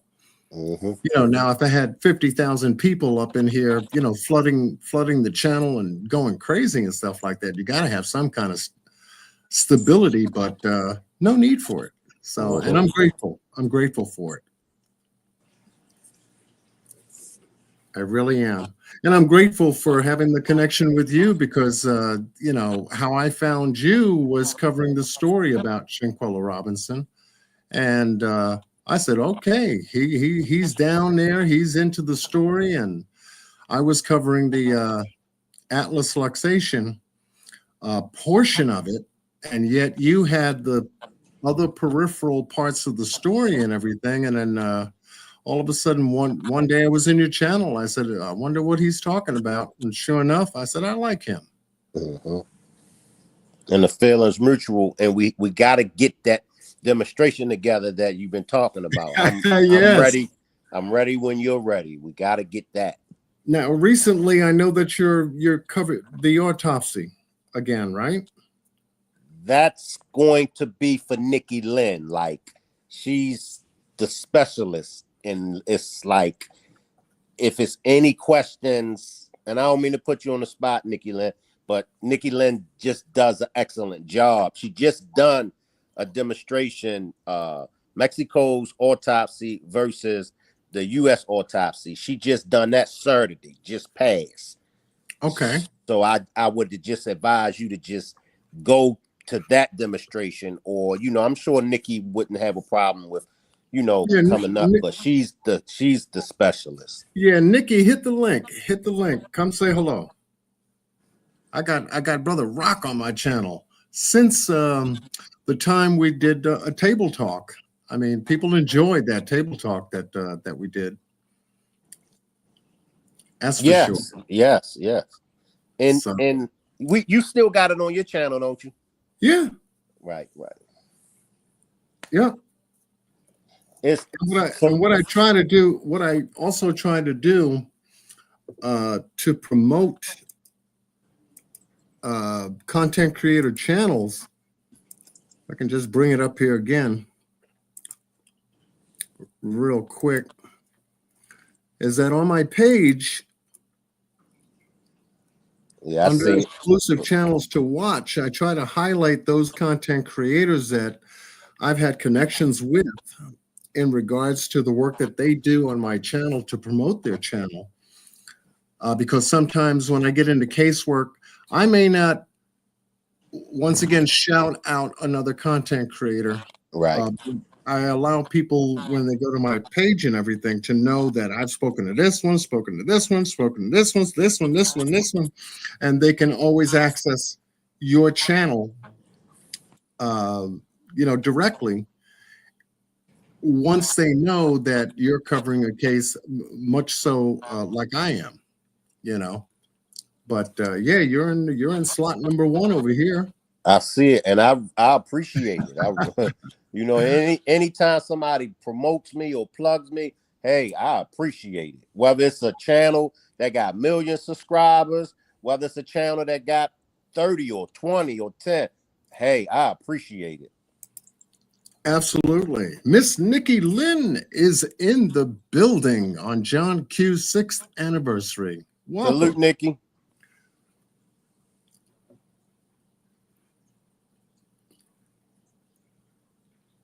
You got your mic open, Nikki? Sorry, I was on mute. I was saying salute Shank, salute John, and congratulations on your 6 year anniversary. And thank you for inviting me up. Thank you, Shank, also for just giving me, that shout out. Thank you. Yeah. So now, Shank, how long have you been on your channel?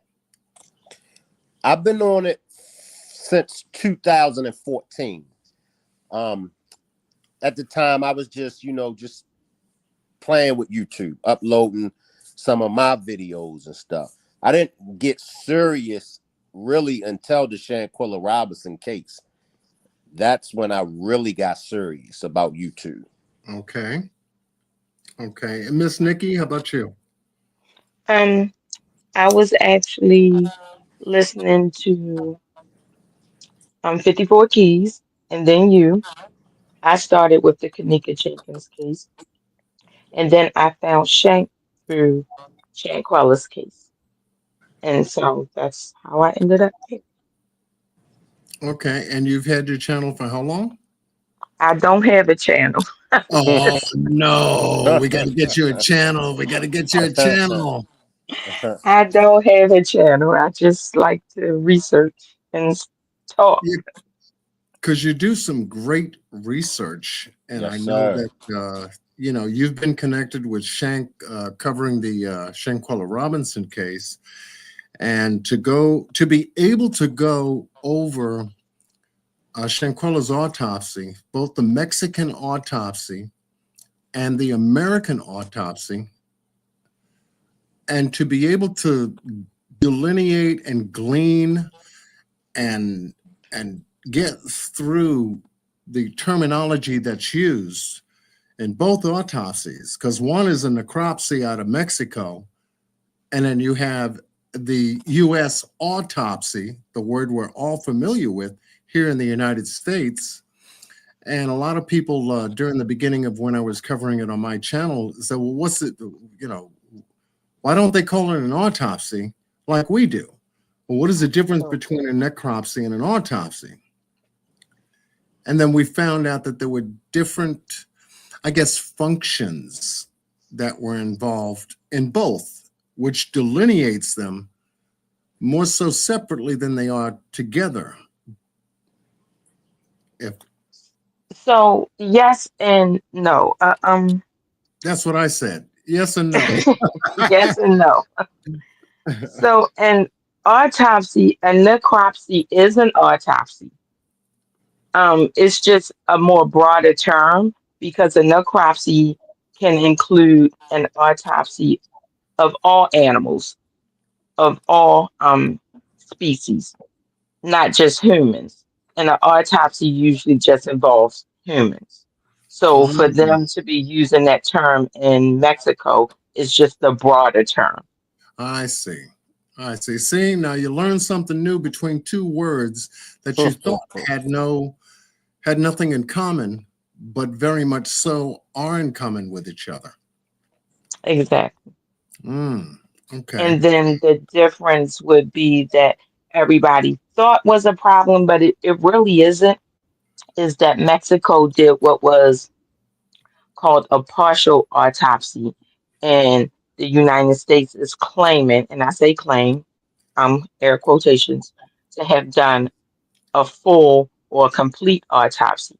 And the difference in that case would be in a full autopsy, they're going to examine each and every organ and open the body completely up, including the skull, and take out the brain. Right. Whereas though Mexico did not, they did a partial, and a partial isn't incorrect. Usually a partial involves just basically going to the meat or the crux of what we need to see. So once they found what they thought they needed to find, they stopped. And whereas though a full autopsy will go further to see if there's any diseases or pathologies, histology of any disease organs or anything like that. Mexico did not do that. There wasn't a need to do that. But again, that doesn't mean it's incomplete. Right. Right. Because the first time I ever came across an actual autopsy was in the Kenneka Jenkins case, and was able to, actually begin to read and look up words and read and look up more words and read and look up more words, to begin to understand what the pathological findings were. In Right. her case, where it was designated from the police report that she had died from hypothermia with contributing factors of um, alcohol, and a drug called topiramate that Hmm. was found in her system at the time.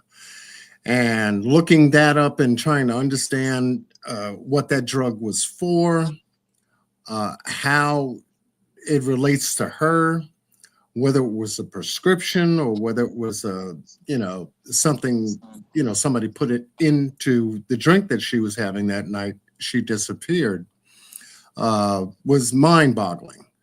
But I was able to get through it and, take that autopsy and do something I never thought, I would find myself doing, which was actually going over an autopsy report on my channel and helping people to understand what type of examination she had the very next day, from the time that they left the hotel with her body, and then how the autopsy proceeded from there. And I just recognized that there was no temperature of the body that was taken. Okay.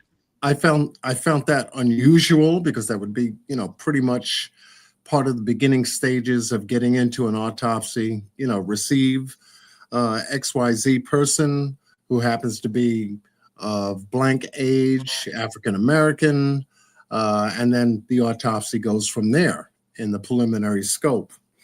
And then getting down to the pathological findings as to how the findings actually concur with the way she was found and the condition her body was in. And so, like I said, I go back to that case always when we get to the part of someone who's deceased in any case, and there's an autopsy that comes out of that. And now you want to compare her particular autopsy, did the autopsy on, what's the young lady's name? Kylie Rodney, the young lady who happened to have went to a party with some of her friends, and she got inebriated and got in her car and happened to have driven the wrong way into the lake. Right. Oh, okay. And she Right. was found 2 weeks later in her car, flipped upside down underwater in 50 feet of water. And how that autopsy, I had a medical doctor, Dr. Latina, um, who was able to explain a lot of the terminology. And that was my Right. second time I did an autopsy, but with a medical professional I have that, a statement. I'm yeah, sorry, Joe. I have a statement and a question. Yeah. So my statement would be that if they're claiming she died from hypothermia, then her body temperature would be so cold that by the time they received it, I don't know if detailing what her body temperature was would be useful. Again, air quotes, because they're saying she froze to death. So that's the first thing that came to my mind when you said, they claim hypothermia. And I remember Right. this case, but what I Right. don't remember, I'm sorry, the question I had real quick. Did her mom ever say whether or not she was prescribed topiramate? Because that's an epilepsy drug, a drug that's used for seizures and or headaches. And it doesn't have like a narcotic effect. It doesn't have a hallucinogenic effect. It doesn't produce euphoria or anything like that. And it needs to be in your body like long term to start Right. to get benefits from it. Right. Her mother did state that Kenneka did not have a prescription for topiramate. Oh, okay. So I said, okay, okay. So what the hell was that? According to the autopsy, doing in a system if it was found at all. Mm, If it was found at all. If one didn't relate or correlate to the other, how did it get in there? And why would a person think that topiramate, being that it is an epileptic type drug, which has to be used in certain units over a period of time, that would have it to cause the effect that you want, uh, be doing in her system, exactly. unless somebody was The given, an yeah, the idea. only right. The only other thing I could think of is young adults, and not just young adults, but people who experiment will take certain drugs that they find in medicine cabinets, period, and mix them to try to create an effect. And sometimes they don't know what they're going to get. So, they just kind of raid medicine cabinets and which is what they used to do when they would, or the same thing they still do, creating ecstasy. So if you purchase ecstasy, you just don't know what you're getting, what Right, mixture of drugs you're getting, what was, put in it. But if that was the only medication they found in her system, that still doesn't mean that that's not what happened. That just means that whatever else she took in combination with that could have metabolized in her system already and just right. didn't show up in the drug screen. Right. So yeah, so Kenneka Jenkins, Kylie Rodney. Um, I was working on, I guess, two other autopsies that I wasn't able to do. And at that time, that's when Shanquella Robinson's story came up. And it grabbed me to a point. I said, wait a minute, they got this stuff on video. This girl was beating the hell out of this girl who appears to be naked. And I watched that tape over and over and over again. And I said, okay. And then she got thrown to the floor. And then when the autopsy obviously came out, I said, okay, so this is going to determine to me exactly what was on Shanquella's, what was found on her body, what were the pathological findings of her body. The Mexican autopsy that came out shortly thereafter, it stated that point blank that there was an atlas luxation that was found where her neck was broken or dismembered. Subluxation, Yeah. dislocation. That's the difference. Right, right, right. Okay. Yeah. Yeah. So I said, okay. So I went back to the video to find where that could have happened. And when she was thrown down by her head with a twist of her body. And I said, that's where it could have occurred. And so I Mhm. began to study that, and up until the autopsy came out, and then look for that. It was present in the Mexican autopsy. Once she got back here to the United States and the second autopsy was performed, There was nothing written about it, Right. and only because they concluded that the body was embalmed, so it did change the biodynamics of what they were able to find. So, John, so Shank, if I may, and John, if I may. So this is what I compared with the two autopsies the other night. And this is what I found interesting, and this is what is upsetting to me. So actually, the death certificate does say atlas luxation, but the autopsy says subluxation. It says dislocation with, the medulla dislocated. So on Shank's demonstration the other night, what we went through is what happens when the medulla is dislocated. What happened when the C1 and the C2 atlas is displaced and out of joint, basically. And what we went over is the doctor's statement.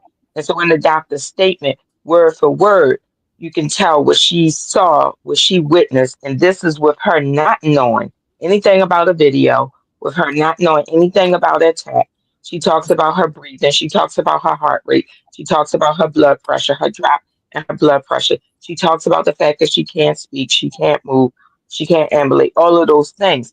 And so I'm showing on these slides that if your medulla is affected, if your C1 and your C2 is dislocated, how all of these changes are occurring. Also, she had blunt force trauma to the frontal lobe of her brain. So I'm showing how, again, that blunt force trauma would impact her, her ability to move and speak and vocalize and so forth. So that's the first thing. But just what you're saying, the U.S. autopsy is saying we did not see a break. Here's the issue with that, John. The Mexico autopsy says that there was a dislocation and her medulla was to the left. So there was a dislocation in the C1, C2, the cervical part of her Mhm. spine, the C1, Right. C2 atlas on the left. The United States autopsy says we didn't see a break. We didn't find any type of dislocation, but we find two things they found that I found suspect: a curve of the thoracic spine. And so I'm putting up a slide, and Shane can concur with this, that if you have this curve of the thoracic spine, your spine will also start to curve or buckle elsewhere. And I'm using the term buckle, but in all honesty, it just means that your spine dislocated elsewhere too. And it shows where that dislocation is. That dislocation is the C1 and the C2, the atlas, the cervical spine, the same place Mexico is saying there's a break. That's not the only finding. The other thing that's suspect is the United States is saying there isn't a break, but they're saying they found old, red, reddish brown, crumbly, blood like substance in the dura on the exact same space, left side of the neck in that area where they're saying it wasn't no break, but where Mexico said it was a break. Well, you and anyone else listening will automatically think, well, if she didn't have any trauma there to that area, why is there old blood there? Right, right. The U.S. autopsy is clearly saying they found old blood there. And we all know in order for you to have old blood, a bruise, a hematoma of any type, some type of trauma must have happened in that area. So the U.S. is telling us there was no dislocation, there was no break, but yet you found old blood, brownish, reddish brown in color, hard, crumbly in the dura, and on that same side in that same area. Make it make sense where it come from. Hmm. If it wasn't no trauma, if it wasn't no break, if it wasn't anything that happened in that area, then why did she have a bleed there? Hmm. That's facts, Nikki. That's facts. And those were the two main things, short of the doctor pointing out all of the things that she came upon when she came to help Shanquella. But then the US saying, no, we didn't find a break, we didn't find a dislocation. The two things that I'm saying stand out is y'all found this curvature in her spine, and y'all also found this old blood in the same area that they're saying. she had the dislocation in her spine. Hmm.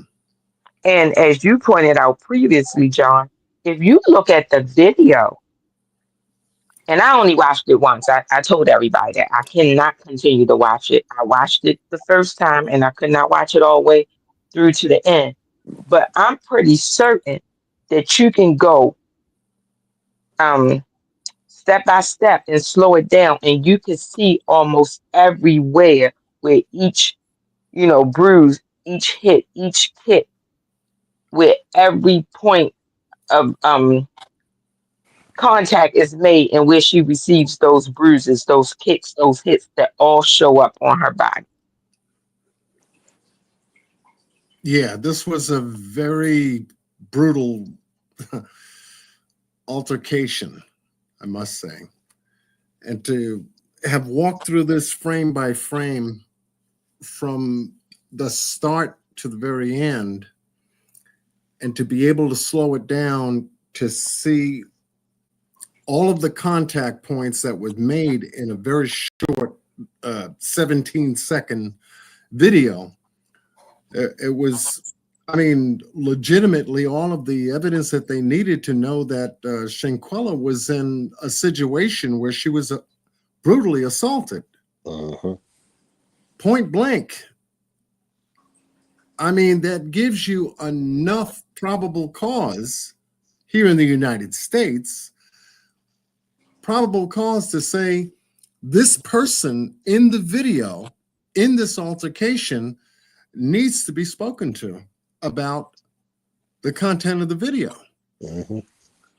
Period. But it was never done that way. Wasn't even handled that way. And this is on an international scope because we're talking about two different countries, two different types of law that each of these countries have, along with obviously the trading part pertaining to how the United States conducts business with Mexico and vice versa. And when it comes to law and all of the necessary information that Mexico took the responsibility of collecting and then sending it over to us, we couldn't figure out that, hey, point of contact was made from a video that was taken off of one of these people's phones, doesn't deserve anyone to be spoken to about it? Exactly. And to your point, John, and we brought this up, Shank. First of all, Mexico did not have benefit of this video when they did the autopsy. Right. So when they did the autopsy, they did not know that this attack occurred. That's the first thing. By the time the United States did their autopsy, they had already witnessed the video. We Right. all did. So they knew this attack occurred. That's the first thing. The second thing is they will not and do not reference this attack in the autopsy, except once to say a video had surfaced that they had recorded. But they do not reference it as, in relation to or to corroborate, the kicks, the hits, the bruises, and this is how it could have occurred. But yet they reference loosely, and I'm saying loosely because this must have been where they got these statements from. They will reference the statements of the known Cabo Six liars. So they'll repeat lies that the Cabo Six told them as to how she may have drank or how she may have fell or how she may have ended up in a certain state. But they will not reference the video that we all see Right. and know that an attack occurred. So to me, and this is just my opinion, Shank, I will always repeat, it's just my opinion. They're deliberately avoiding, Yeah. Giving us factual information. To me, you just playing in my face. Yeah. You know, Facts. it's a video out here. You see it. You know an attack occurred. You can really say, we see this on video. This is what happened. And then I point out again in their autopsy, you give us some information that you say, well, it's undetermined. We don't know how she passed. But it's a video out here. And then you tell me there isn't a break in her spine or a dislocation, but you found some old crumbly blood there. and then you tell me there's a curvature in another part of her spine, and I just think you're playing with us. Right. Mhm. Yeah. Yeah. Mhm. So now And with the I guess the subpoenas that have been served to the Cabo Six, have all of them been served, or it's still a small portion? That goes to Shank. I'm sorry. 2 of them is still haven't been served, and that's Malik Dyer and Dejanay Jackson, whom changed her name to Imani Green. Those 2 haven't been served, but the other 4 has been served. Mm. as And well as the FBI and the Department of State. Yeah, correct. Mm. Dejanay Jackson being the individual that was captured in the video assaulting Shanquella, she's out and about, still on the run, I guess, avoiding being served. You would Yes. think. Yeah. Yes. And she went as far as changing her name to Imani Green. And now you think, what is she running from? Why doesn't Exactly. she want to say anything about that altercation? Why doesn't she want to explain why that happened? See what I'm saying? The first thing a person would want to do is clear themselves to say, okay, it was about this and this, that, and the other thing. She had some words with me. I had some words with her. Things got out of hand. We woke up the next morning. None of us slept. And I went to confront her about the thing that we were talking about the night before, because we were drinking and we were doing things and we were saying things and this, that, and the other thing. And she acted like this or acted like that. And the next thing you know, we got into it. Come out and clear yourself. That's facts, John. I mean, even worse scenario, even if it was a mistake, even if it got out of hand. Hey, look, let me come clean, but it's only those guilty ones that run, hide, and do all the things above to try to avoid from being captured. What you running for? Like you said, what you running for? If I'm innocent, hey man, I need, and no disrespect, but especially for black people, when we innocent, we all over the place. I ain't do that. That wasn't me. I ain't do that. We eager Right. to clear our names when we innocent. You see, so each day tells me that the longer she avoids being served, and it's just to get the story from her. Now, this is a civil case that is developed from this, not criminal. So no one's going to jail. We just want to get the facts. And now they have to be sued individually in regards to what? The story about what happened that nobody wants to talk about.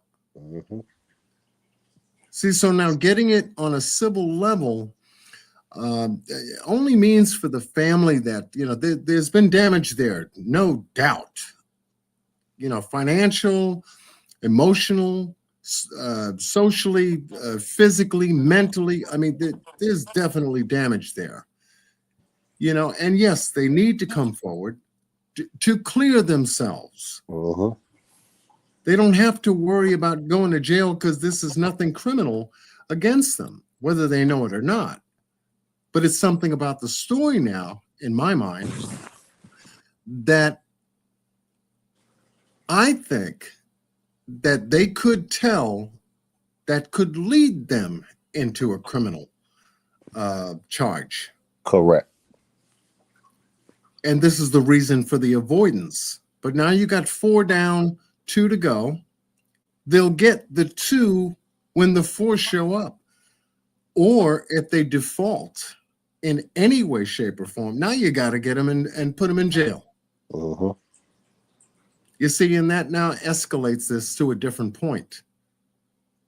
The first thing, and I said to myself, well, why don't they want to just come and clear their name? What is all this hide and seek all about? Not unless there was motive. Now, accidental, perhaps, but let's get the story out. Right. Prove it's accidental. Right.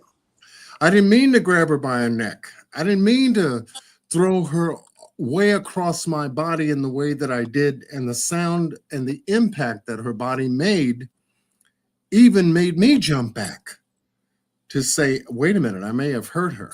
But no, she insisted on attacking her and kicking her and punching her and flailing her arms at her even when she was down. The second video that was mentioned out there never came about, whether there was one or not, about what's her name? Winter. Winter, thank you. Winter ever connecting with Shanquella the same day after the altercation with Dejanay. Whether that's true or whether there's any supportive evidence to say that she was involved in that same altercation. But I did see on your channel the look and expression on her face and what she said to the guy serving her. I mean, it was a deer in the headlight moment. You know, like she wasn't going to get caught. Like nobody knows where people go and what they do and how they hang out and everything else like that. But time it will always be on justice's side. It was And built the way how it was done, the way how it was served. Like, just imagine you're out and about. You know, it's not like you're at work where it's easily to track you down. It's not Right. like you're at home. You know what I mean? You're out and about. You know, you moving around. You shopping, and you know, to get hit with it in a parking garage. You know what I mean? So it was Right. like, what the hell?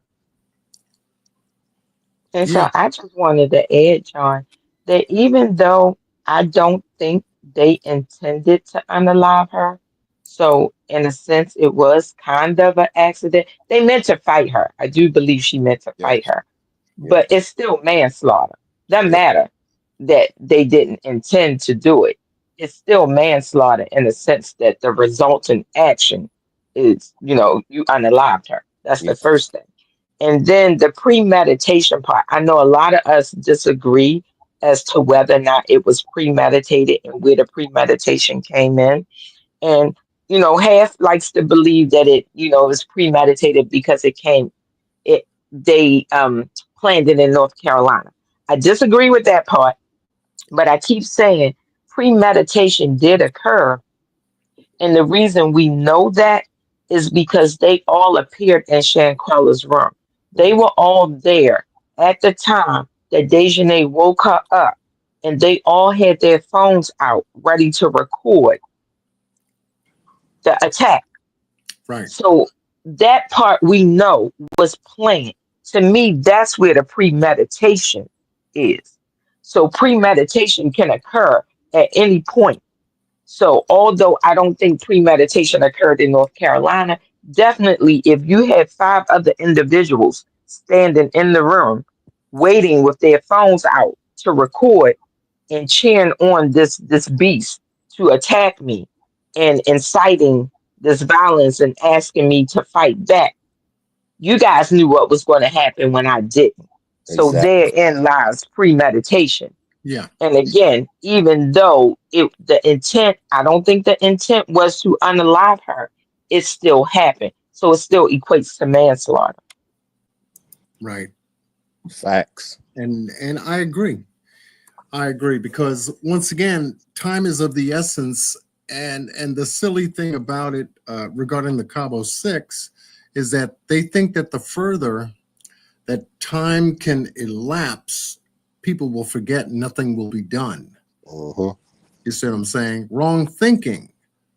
You know, in a situation like this, when it first came out, how it was handled step by step, and I appreciate you, Shank, so much, because you were able to do that on your channel. Like I was able to do it for Kenneka on my channel when I started with Kenneka. You were able to do the same thing with your crew, step by step, night after night. I was on some of your night owls until the wee hours of the morning. You ask me up, you fall asleep, drop off, leave me to conduct the conversation. I mean, we went at this deep, because all of everything was on the table. To explain it is something that, is taking all of us a lot of time to really delve into the details and the facts of the case and bring it to a point to where, yeah, they have got to go down for what happened, only because they've allowed so much time to escape without a word. Yeah, it just wasn't right. You know what I mean? Yeah, absolutely. It just wasn't right.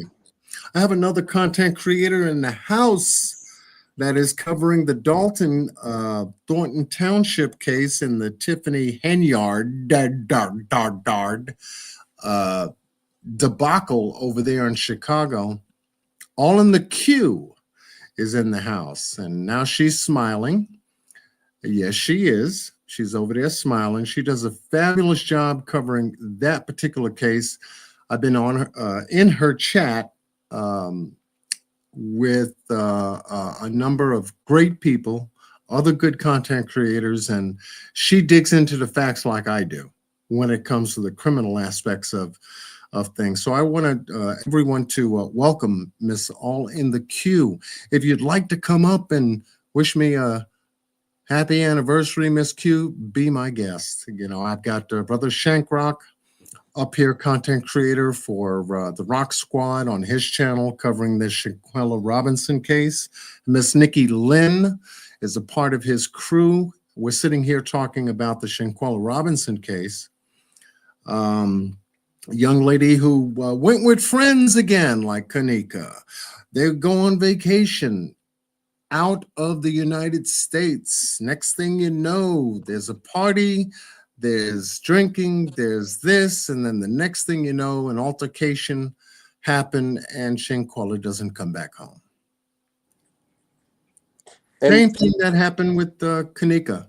I wanted to ask you, Brother Shank, while I have you, from, I guess, the conversations that you've been having with the family's attorney, Sue Ann Robinson, who's also been on your channel, and you've been in touch with the family and going to various different events and everything to stay in tune with the story. Is there anything that you can share regarding, how things are going with the case right now? Justice is definitely coming. The train is in motion. Just we have a little bit more patience, but justice is coming. And the family definitely appreciates all of the support that they get, all the positive and support that they're getting from everybody. They really appreciate it because it's a dark time for them. And yeah, when you're there and you can just see it, and you just be like, how strong they are, because I'm sure they don't want to be, out in the public like that. I'm sure that they want to be left alone, but for the justice of Shanquella, they just keep a smile on their face. They're very friendly. They're very down to earth. Like, if you go up to them and, if you ask for a hug, they'll give you a hug. If you ask for a picture, they'll stand there and they'll talk to you. They'll hold a conversation with you. Like, they won't try to brush you off or nothing like that. So, the family, they're really, really strong, and they're really happy and appreciated for all of us. Not just the Rock Squad, not just Shank, for everybody. Yeah. Any word from Shanquella's dad? I know it's been like he's been on the low key type of thing. This is something that I guess was a very hard decision for him. In regards to being out there like he once was in the beginning. Obviously his emotion drove me, was part of what drove me to this case, right? To study and and to also expose on my channel as well. Any word from him? How's he doing?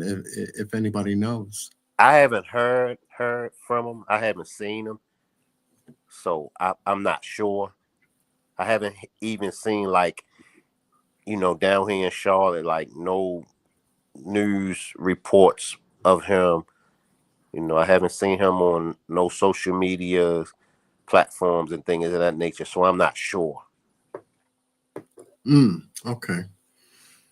Okay, Miss All in the Queue, if you want to hit the link and come up and say hello, and I'd love to have you on my channel just to let everyone hear your voice. Happy anniversary. I'm listening and doing some research tonight. Okay. I wanted to learn from you guys. Yeah, you don't have to stay long just to come up and introduce you. I'd like to introduce your channel to my family here on my channel. She does incredible work on the Dalton and Thornton Township case concerning Tiffany Henyard. And a lot's been going on with a mayor that has been going on, 4 years now? But I'll let her tell a little bit just to share with you guys. And you guys, share the link. Thank you, Miss Justice, for dropping her link in the chat. And we have Miss All in the Queue now on John Q's platform. How are you? Oh, great. How are you, John? How is everyone on the panel, first of all? How are you all doing this evening? All Good, right, thank you. all right. Hey, I'm going to all in drop down, guys. Thank you. okay. Okay, Miss Nikki, thank you so much, and I look forward to following up with you guys when it comes to sharing that information concerning the regarding the autopsy. Thank you. Yeah, definitely. Hey, Much all in the love to queue. you. Congratulations on your channel. Thank you so much. I'm going to need to find your channel and join your channel because these are the type of investigations that I like, Yes. especially the deep dives and the when you FOI for the information, or if you get directly, to talk to the families. Right. That's always great, great information that you're putting out there, especially with this case. I feel like because I have 3 kids, and I feel like in this climate now, I can't be letting my kids go with their friends, Right. That's you so true. know, That's so right? true. Because it's so dangerous, and I'm sure that this case is not the only case where this has happened. Right. And let me just add on, the families, they really depend on us content creators because we're the ones that help make it go viral. We're the ones that keep the name going. So for all content creators, a big shout out, and just know that families are dependent on us. Well, Yeah, happy anniversary to you, John. It's 6 years on uh, YouTube. yeah, 6 years. It's like a blink of an eye. Lord, I have not even been on YouTube for a year yet. I've only been on YouTube since August on my own channel. Okay. Um, but I was producing for someone else, and I was producing shows about this Tiffany Henyard thing in Dalton and Thornton Township. Um, as you know now, we're like in the lame duck days, so we have like 6 weeks left. Not that she's not trying to do a whole bunch of things still, because she is. And I do want to highlight that there were, I would say, a lot of unalivings during her tenure. Um, Alexis Wilson, justice for Alexis Wilson. Yeah. The funnel cake man. We have not heard from the funnel cake man's wife since the beginning of this, really. But he was unalived at a hot dog stand. Hmm. Um, and there was another gentleman, I think his first name was Dwayne. He was unalived at a gas station. Um, so just a lot of justice for Fania Dukes. Yes. There was an SA that happened during this tenure. And I believe that there are going to be a lot more uh, things to come out. I mean, there's a lot more that I know, but I can't say, if that makes sense. So I feel like there'll be a lot more to come out that the public, I think, will be not so shocked, but upsetting for the public. Hmm. Wow. Yeah, because it's been a lot going on, and I've taken some time over the last couple of months to follow the content creators that are covering stories that I had to take a pause on. You know, both the Dalton and Thornton Township cases, as well as Robinson. Sebastian Rogers. It's a lot going on when it comes to these cases. And here come the holidays, and I said, you know something, I'm going to take some time off, spend with my family and my friends, and enjoy some of the things that I enjoy doing, called life. And come the new year, oh, my anniversary is coming around, so I'll do something then. Hence, here we are. Oh, I And love so it. yeah, you got to take a break. You know, that's the way I've seen. Out of the 6 years I've learned anything, you got to take a break, especially when you get into these cases where you've covered all that you believe that you can cover on them, Uh-huh. and then wait for some new information. Yes. Yes. And then go back to it. And Shank has done that. He knows because he Yes. spent hours, Yes. days, Yes. literally on his channel covering this very one case that they get into deep dives, and in a way that, yes, and he's got a team working with him doing that. Yes.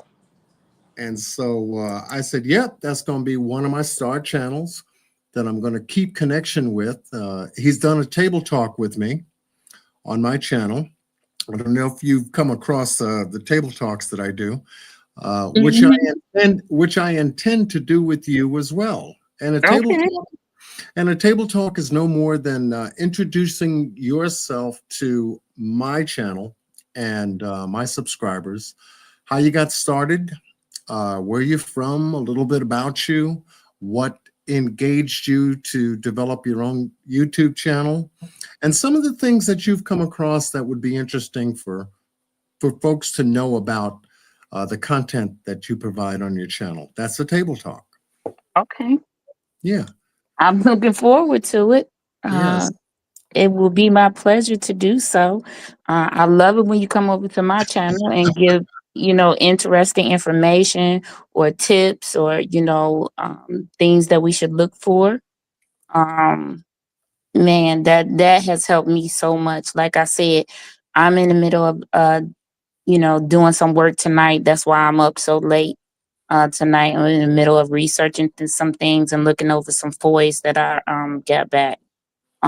So yeah, this and Shank, to you have a team. It's just me. So you know that break thing, John, that's a real thing. Okay. So I took a break during Christmas time and New Year's time too. Because some of this information that I received, I'm also working on a project dealing with one of the cases in here, and some of the FOIA information has been so shocking to see and view. My goodness. Um, so yeah, I'm looking forward to talking or being able to talk about some of the things that I have been a part of just doing this.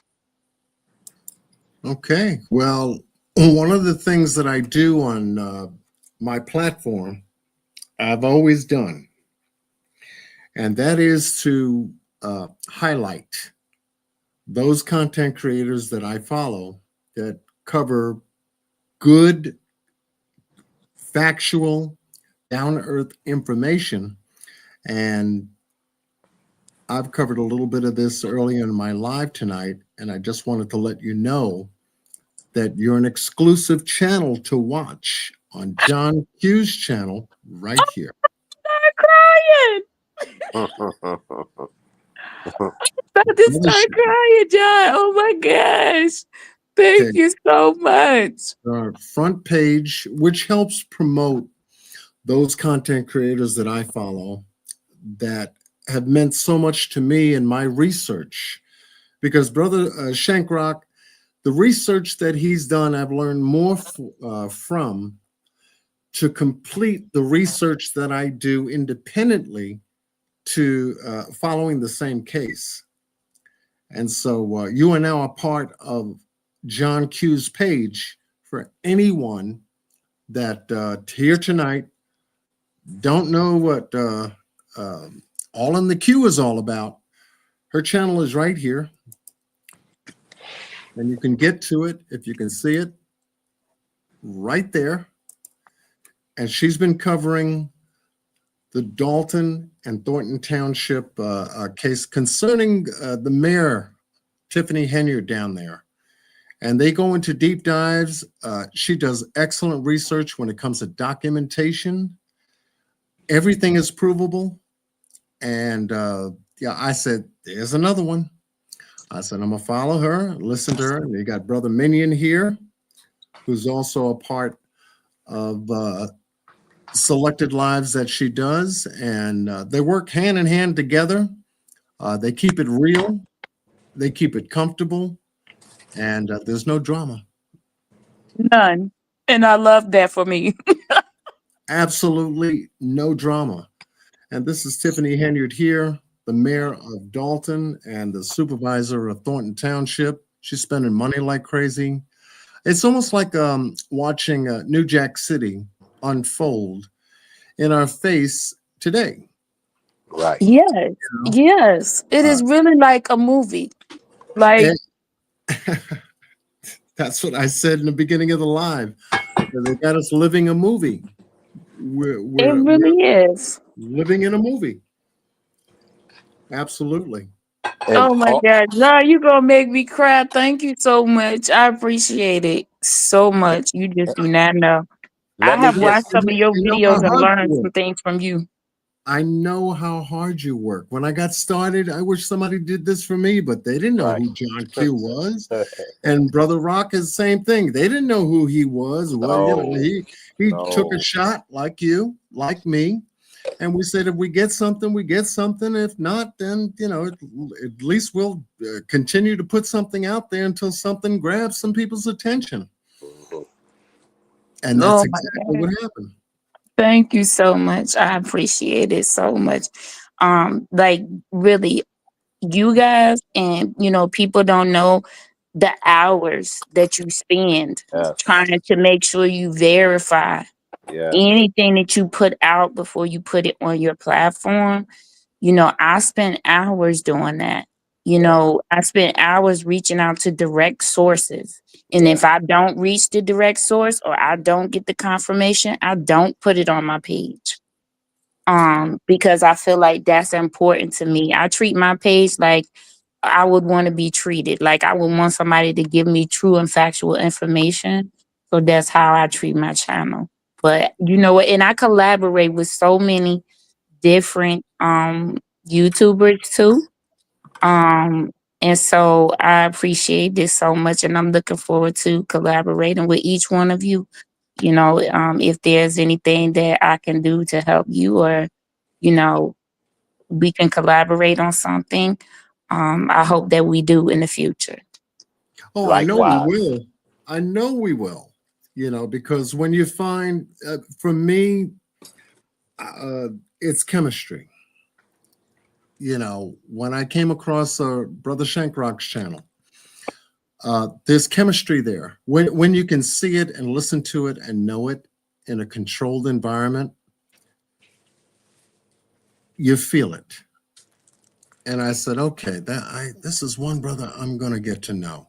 And I kept coming back, kept coming back, kept coming back. He kept reading my comments too. I mean, that's very important for a content creator. Yeah. Yeah. To try to get to these comments and everything, because people want to be heard when they, type in and make a statement or want to chime in. Yeah. And he kept doing that. And he says, you know something? And he surprised me.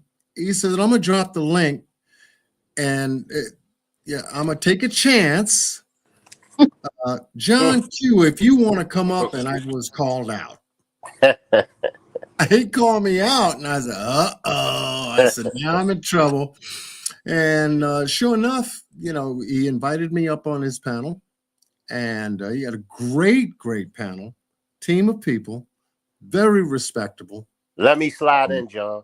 And you brought the heat, because the Rock Squad, they fell in love with John Q. I mean, you see, I left you up there. I said, all right, I'm leaving him up there by himself. You definitely brought the heat. I know that's right. Got me all in this trouble. I said, okay, I'm gonna get you back, Rock. I'm gonna get you back. And he said, you got to come back, John. This, that, and then in covering the Shanquella Robinson case, he started doing all-nighters. And anytime, all-nighters. I mean, he'd rock on from 10 p.m. and it wouldn't last. It would last about 5, 6 in the morning. Sometimes we would go to 8 in the morning. Yeah. I think the longest we ever done was from 10 to 10. Wow. Oh my gosh. Wow. Covering that case, there was so much information, and meanwhile, a packed 200-300 people that stayed the night. Yeah, all night. Friday night, Saturday night, but he'd pick a day to where it was convenient for everyone. And sometimes Saturday night into Sunday, early Sunday morning, people got to get up, take a quick hour wink and then go to church. Yeah, I know that's right. Yeah. So, and that's where like I said, the chemistry, when someone's going hard and they're going long and they're going deep, and you've got the right people supporting you for a just cause, which is exposure, to keeping the story out there, keeping it alive, and helping the families that these stories are connected with. I knew right then and there, I said, that's one of the guys I'm going to be running with. So how we do is what we do, but when we get together, we got to do more and more. And he shined on like a light. And so I posted him on my channel, just like I just did you, because as a content creator that's just had your page, since August? Yes, sir. Yeah. We want to help you to grow your channel. You've got a way in delivering your content, which reminds me of me, and which reminds me of Shank. This is the kind of content creators I want to be around. They research and they get around and they do the right job. And if that which is hypothetical stays that way, because it never shows up on the channel. That which they can prove, they pull receipts and start reading it to you. Right. Those are the kind of content creators I work with. Oh, I love this. I love this. Man, I wish I had knew you guys months ago. Wish I had knew you guys months ago, because it was tough when I first started out. But I appreciate you so much. I gotta get back to work. I have to be live tomorrow. There's a township meeting tomorrow for Thornton Township at 6 or so. So I'm preparing for that live, but I also was doing another investigation to put on my channel. And this is the time of night that I send out letters and invites to guests for my show as well. So I got to get back to work. But John, congratulations to you, Brother Shank. I can't wait to work with you both. Yes, and I'm going to subscribe to your channel as soon as I drop down. John, let me drop down first, and let me just tell you once again, congratulations. Thank And you. you mean a lot to me and the Rock Squad and all in the queue. I'm looking forward to working with you. Keep up the good work, and I will completely be in y'all chats as much as I can. Salute y'all. Thank All you. right. Well, salute to you, Brother Rock, and thank you so much for taking the time out on a special day. My How do you anniversary. feel today, John? How do you Show up. feel? A little older, obviously, when you get to, get into the stuff that we get into as content creators. And you're absolutely right. This is very meticulous work that serious content creators get into. This is not I'll see you tomorrow, type stuff, because, you've got to find content and then vet the content and then make sure it's accurate in order for you to come and present it, as a part of, your overall plan to share.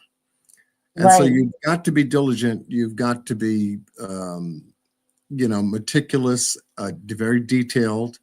If you got 2 pieces of information, you can do a 2-hour live just on 2 good pieces of information and still have time to interact with your audience. We don't try to overwhelm you, inundate you with, information after information after information after information. It's like, okay, when you walk away, it's like, okay, what was the first thing they talked about? And you forget. Agreed.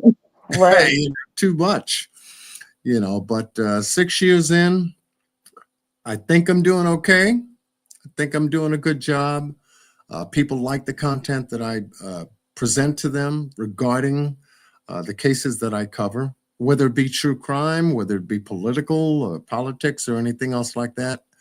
I began trying to mix it up a little bit in the middle of last year, and so it's taken a little bit of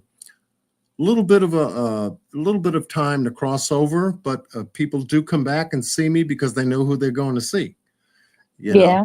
And exposure as to what's happening at the border, exposure as to what's going on in the Middle East. Boring topics when it comes to political things, to most people, because they it's outside their scope. But when you can introduce it in a way to where to say, well, wait a minute, let me take a moment and listen to see what this person is talking about and how it affects you, the individual. Then, if you can deliver it well, they understand, And so the political aspects of what's happening in Dalton and Thornton Township concerning Tiffany Henyard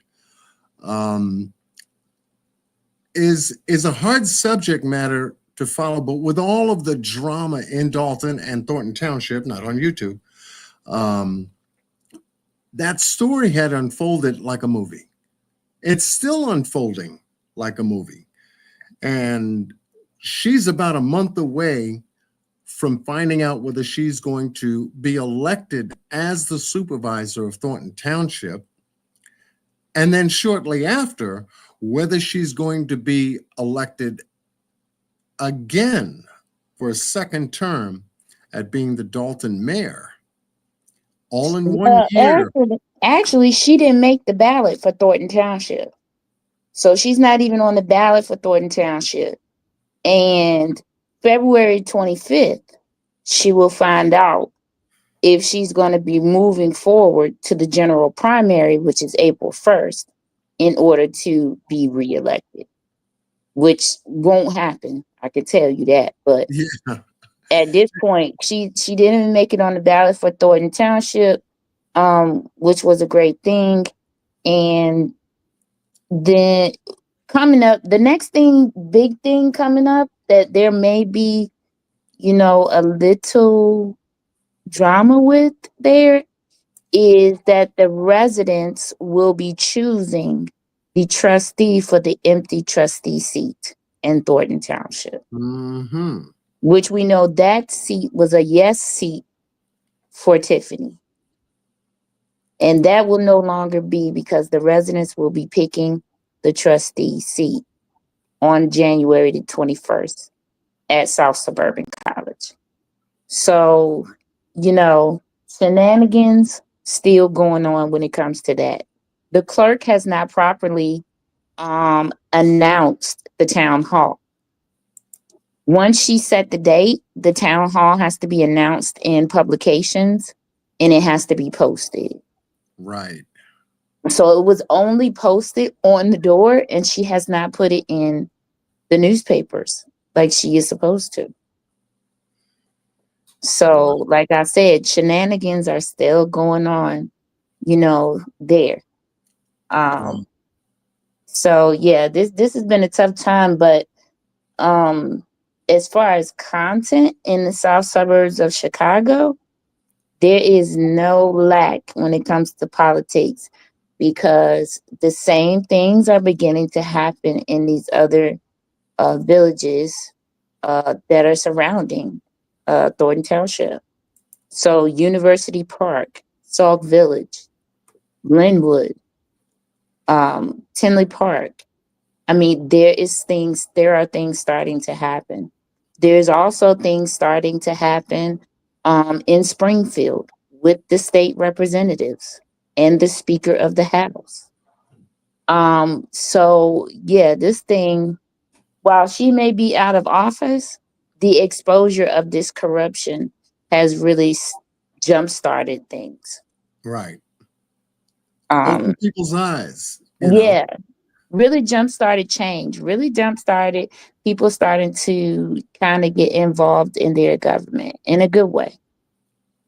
Yeah, and they should always, because these are people that we elect to office, every year almost. No matter what the position or opening in the villages and the towns, the cities, and the state. We are electing our trust into this person to do the right thing and the right job. Look at what's happening over in California with the fires and how the governor has approached getting into the public to try to give some kind of solace to the communities and the counties in California. Now he wants to say that there's so much to be done and this, that, and the other thing. But meanwhile, there was no preparation for any of this. But California has been notorious for wildfires. I In, mean, I in just the, talked about this. I collaborate with Shawan Burns. I don't know if you know her, but I yeah, collaborate with her and I do a show called Unpopular Opinion with her. And we were just talking about it. She talked about the governor, and I said, we don't even need to go that high. The mayor, Karen Bass, she cut the budget $17.5 million from the firefighters and rescue. And then she refused to address the water situation. We could start right there. Like, why did she do that?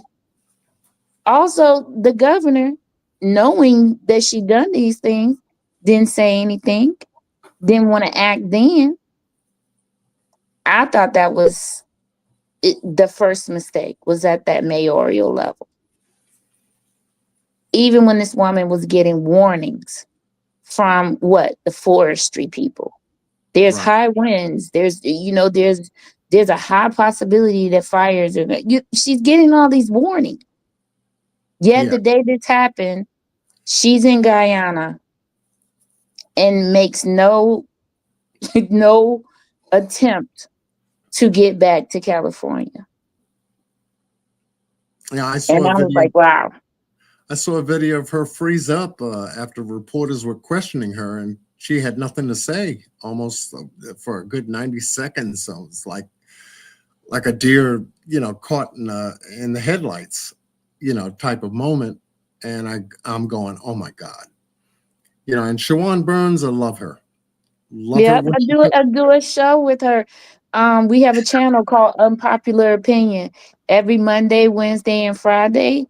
At 8:30 Central, 9:30 EST. We are on with our show, and we cover a myriad of topics on that show. Yeah, well, But yeah, definitely let Shawan Burns know that you jumped up on John Q's channel. I got you before you got me.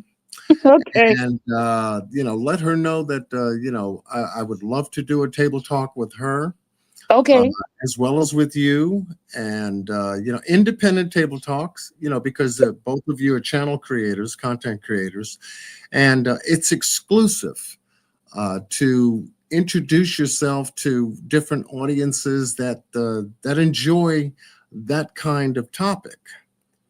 okay. I put your name out there. Believe you me, that's what John Q does. Part of my job.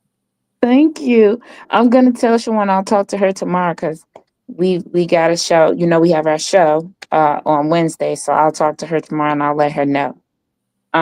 But thank you so much for letting me on. I'm gonna jump off so I can go back to work.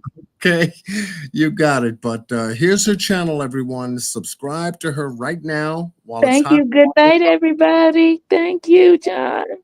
And definitely much love to you, Miss Q. And here's her channel right there. It's always good to expand your knowledge of things and to find good people that are out there doing just that. Yeah, I shine. I make sure that I put a light on you. Let other people know on my channel that, yeah, you're out there putting in the hard work, just like what you do here on my channel. All in the queue. If you can show us some love, give a little bit of time, you can learn about Dalton and Thornton Township and the crazy mayor that they got going out there. Things are coming up quick for her because they don't need her in office. They don't. Tiffany Henyard, she had a run. She did her thing. Okay, bad choice.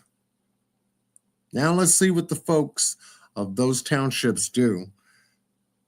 Knowing that they changed their mind about her because of all the money that she was able to, literally take from both of these areas, having a huge responsibility to be the leader. No, wrong choice. Vet these politicians before they ever get a chance to get to the cashier drawer. You got to vet them.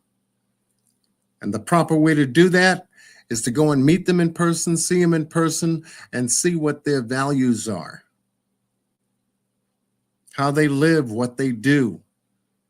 I don't necessarily go by what they say.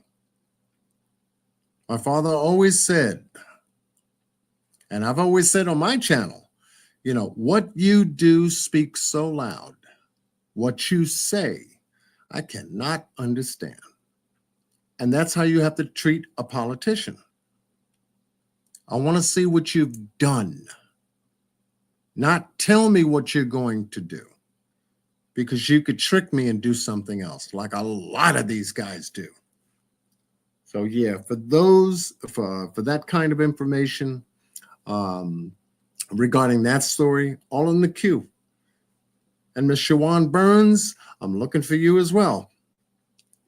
Join me on a table talk and introduce yourself and some of the things that and the topics that you cover on your channel. And there'll be some table talks coming up. I'm working on them. We're looking to do one with Brother Shank Rock concerning Shanquella Robinson and, a lot of upcoming new information that's coming up out of that case. And I hope to get a couple of content creators that are covering the Sebastian Rogers case. Good ones, real ones. We've done a couple of panel sessions, power sessions on my channel covering that case. I hope to do more. I'm looking for some new information to develop before I do that, though. But I haven't, each and every single one of these cases I review. I certainly review.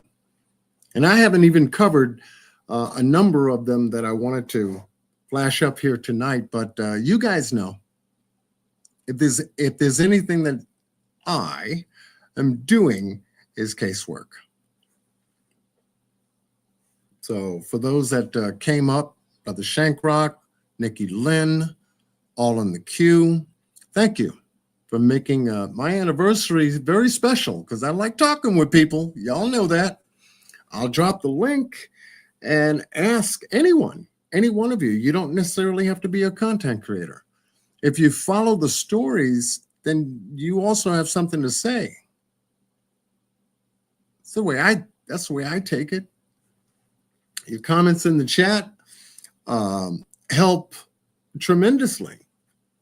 It just not lets us know that you're there, but it lets us know that you've got something to say. Well, thank you, Shelley. Definitely. We want people to be able to expand.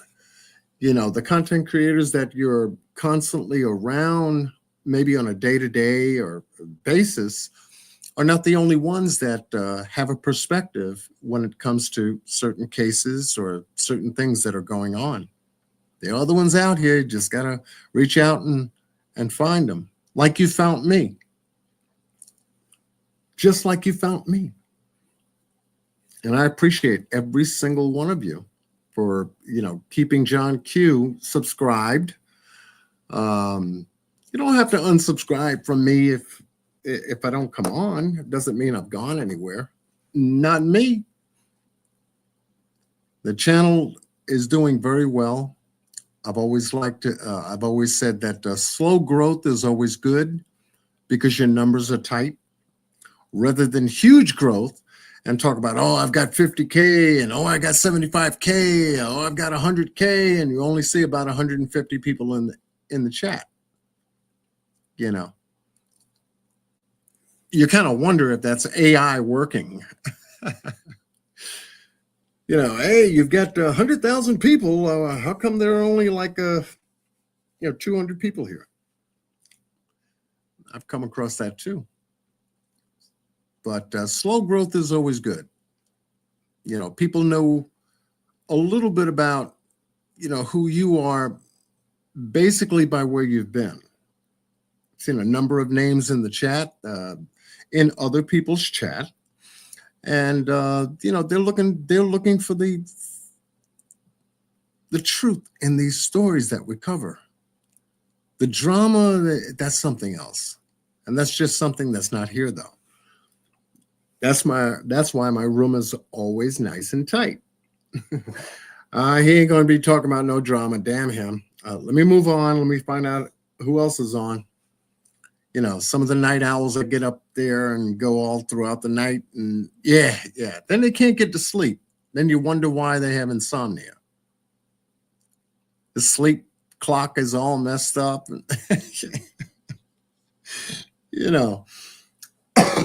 No, not me.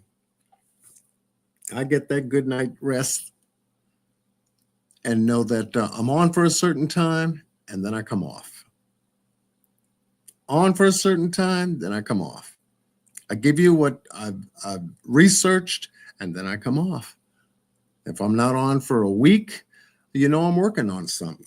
If I show up in someone else's channel and go on panel there, then you know where I am. If you've seen me there. But other than that, I work on mine. I stay in my lane, and I don't get mixed up and messed up with other people's side conversations, because it really has no relevance to the case or to the content which they're covering in a lot of cases. So, that's just the way I see it. That's just the way I see it.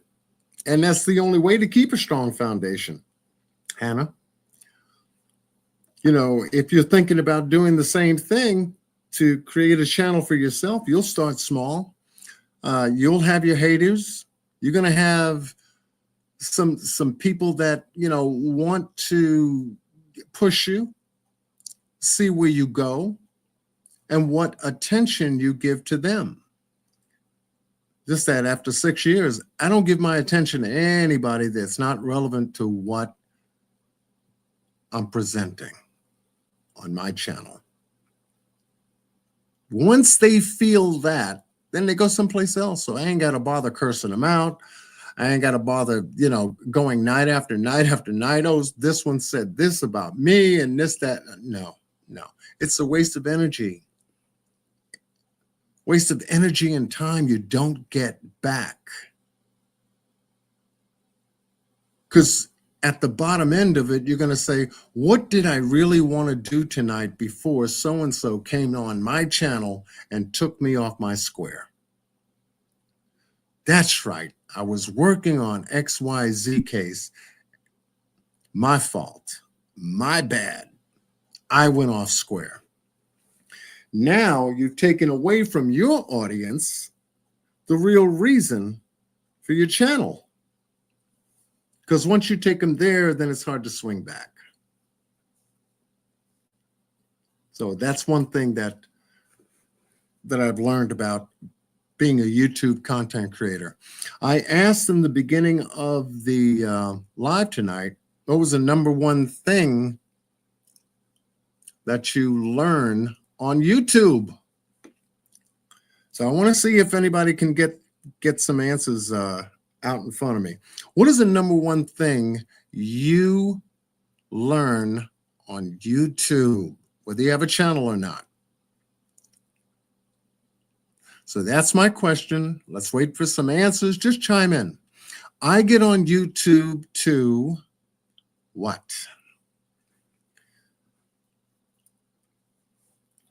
You'd be very surprised at some of the answers people come up with.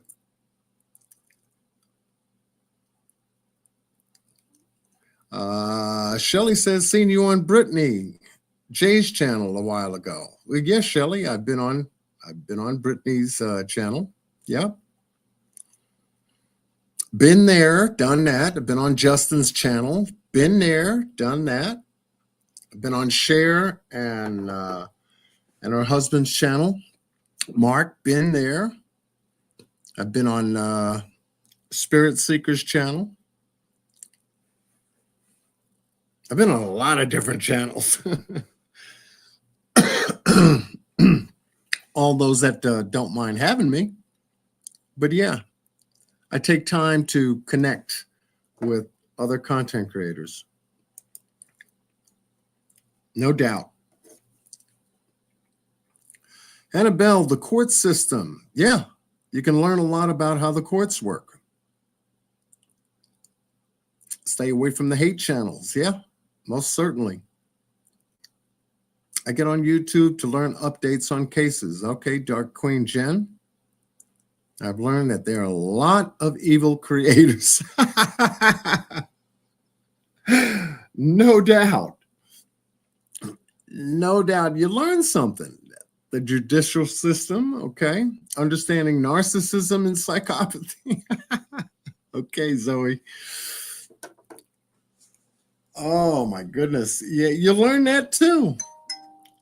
You learned that too. Yeah, there's got to be some others. What is the thing you learn? Because it's a lot about other people. That is for sure. There is no doubt about the learning of other people and wherever they are in our country or across the globe. The things they say, whether they're on panel or in chat, identify who they are all the time. Meditation is always good. Yeah, facts is always good. Well, a lot of us do come for the facts. For the majority of the topics that are covered, absolutely. One thing I learned is, like, in every aspect of life, don't believe in everything you read and see. guard your privacy, and all other things people have posted. Yeah.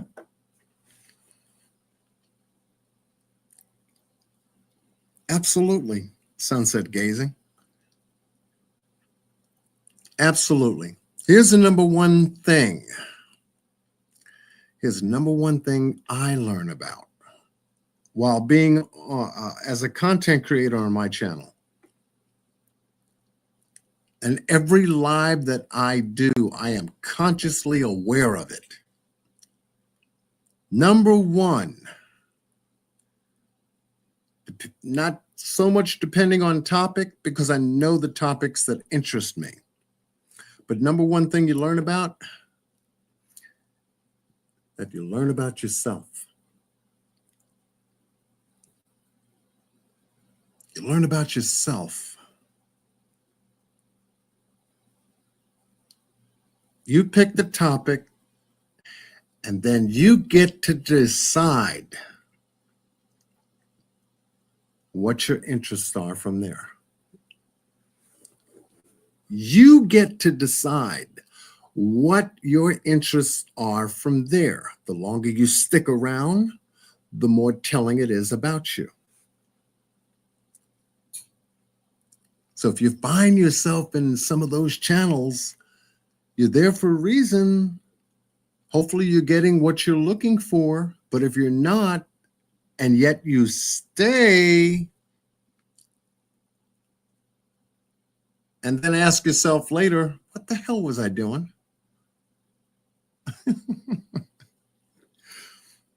And then you get an answer. Well, you know what you were doing. Why'd you waste your time with that shit? I knew they were going to get into an argument. I knew it wasn't going to end right. Oh man, that person doxed that person. Oh my God. Called the police, sent them to the house. All that crazy stuff. Yet I wasted 3 to 4 hours listening to it. Uh-oh. Uh-oh. You learn more about yourself. And so to properly take care of yourself and give you what you deserve, that's what you should be looking for. Always. Always. So you don't have to waste time trying to figure out what's going on, because that's what you would want to know anyway. What's going on? I thought they were talking about this particular subject. How'd they get here? Because that's where they go when they have nothing to talk about the topic about. That's where it ends up. I see that. Nope. Okay, I only got 1 hour. I only got 2 hours. Let me see what's going on. Let me see what topics are out there. Boom, boom, boom, boom, boom. And then I come off. I close YouTube up. I'm not a Facebooker, so no Facebook. I'll be on X just reading current events. Other than that, I'm off my computer. I'm more on the phone talking with people that I've called or they call me. But the majority of my time is in the physical appearance of where I am, where I live, the work I do, things of that nature. I don't devote my time in front of a computer all the time. It's hard. It's very hard. Because you can't be as productive as you want to be when you're behind a computer, not unless you're working. And it's giving you something to sustain yourself, and not off of the stories that you're trying to convey on your channels. Hard thing to do, but it is what it is. And the true crime community that, you know, is out there is going to be exactly what it is. It's not going to change because people are who they are. Nature is nature. You can tell the difference between a zebra and a cheetah.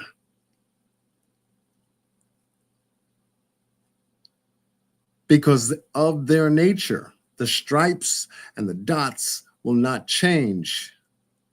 Regarding the species, I'm not calling people animals, but that's just a metaphor. It won't change. It's too well developed, especially on social media. I'd rather be talking about something significant and it's got substance. And that's what I try to provide here on my channel.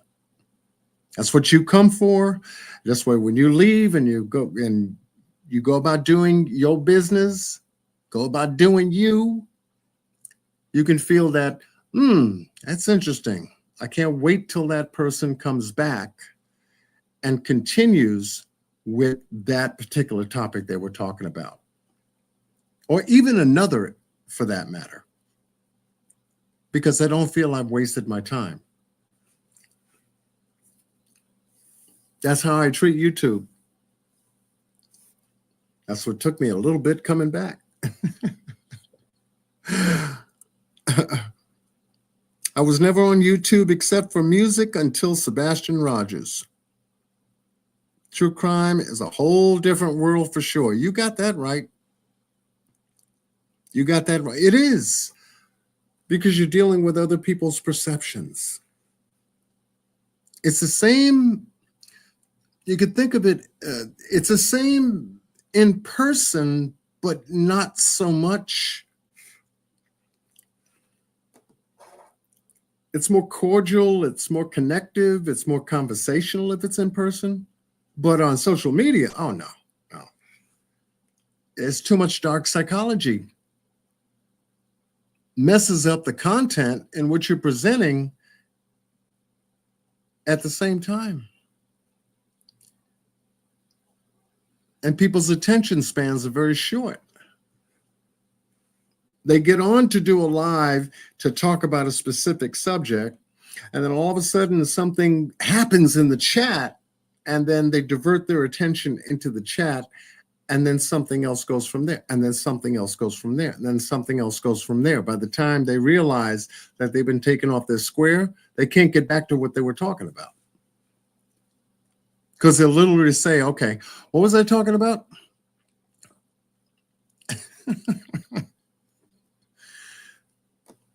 Fooling around with that nonsense, it made me forget what I was talking about.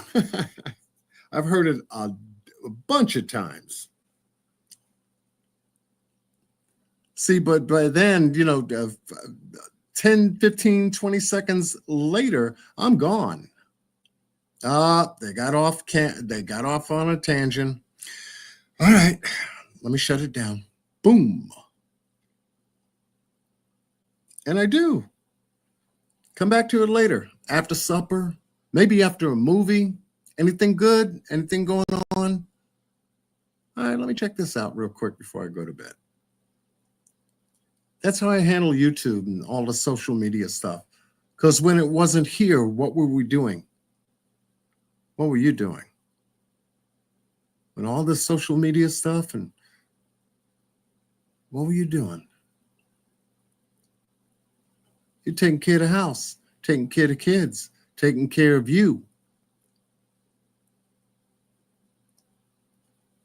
In a different way.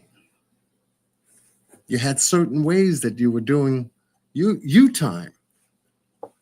Don't ever let that escape you, because you are still here.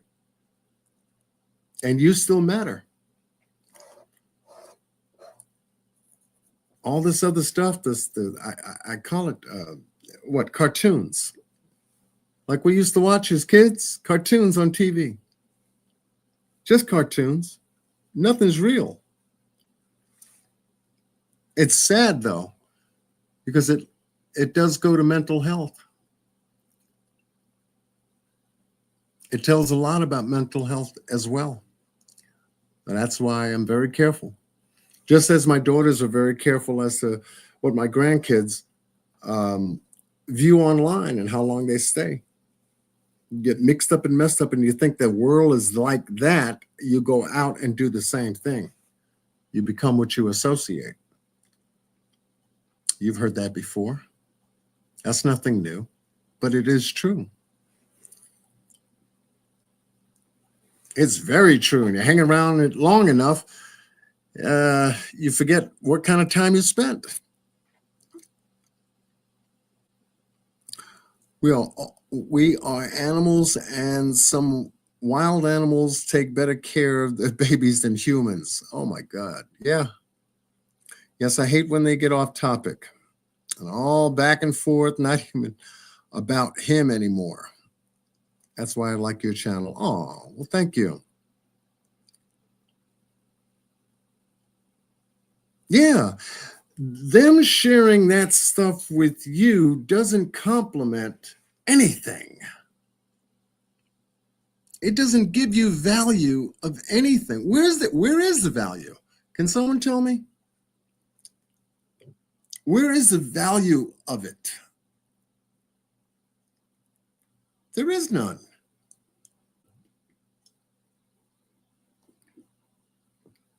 There is none.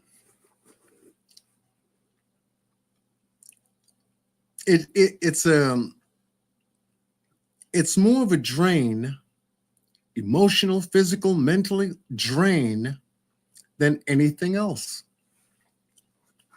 And the thing about it is that our bodies are made up of vibrations.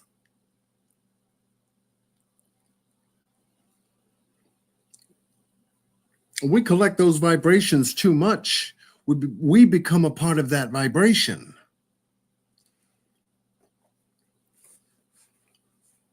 And it's not a good vibration if it's not productive.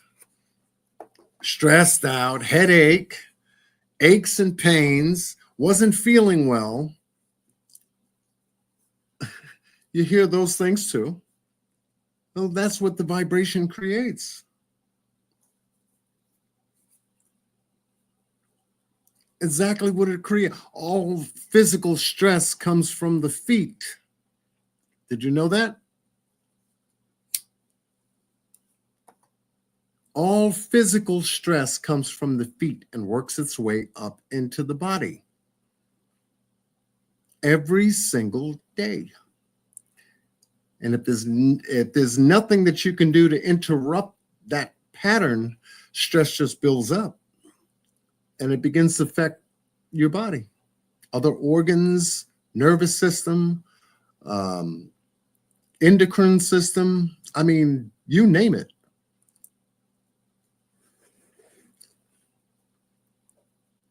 You name it. So that's why, there's a balance to it all. There's a balance. Once again, it goes back to choice. That's why I choose not to do it here. Not here. I wouldn't teach my kids it. My kids, teaching my grandchildren, same thing. Because once you leave this virtual world and get back to yourself and the real dynamics, you got to deal with it there. So why double smash yourself when you're already getting it when you're not online? It's like, oh man, where am I at? Too much. But y'all know me. I like to leave something with you each time I go live. Whether it's the content that I've presented regarding the casework that I do, or maybe just a few words in between that reach inside and say, something, there is another person online that I could listen to that's got some sense. Not about the bullshit. He's got some sense. I'll stick around for a little bit. I'm not going to put you to sleep, but I'll stick around for a little bit. You don't get to hear this every day or so often, but at least someone takes the time out to speak certain words in a way, okay, I can leave here with something at least, enough to come back to see if there's any more. Okay, that's when you know you got something. Now, hopefully, you'll find that here. But I want to thank you all for wishing me a happy anniversary. I'm going to be going back to work, coming back to you a little bit faster than I was before, but I do take breaks. If I'm building on something and I'm putting together something, oh yeah, you can expect me back. But when the holiday seasons come around, that's when I have the tendency to, put that time where it's important. I hope you're doing the same thing too.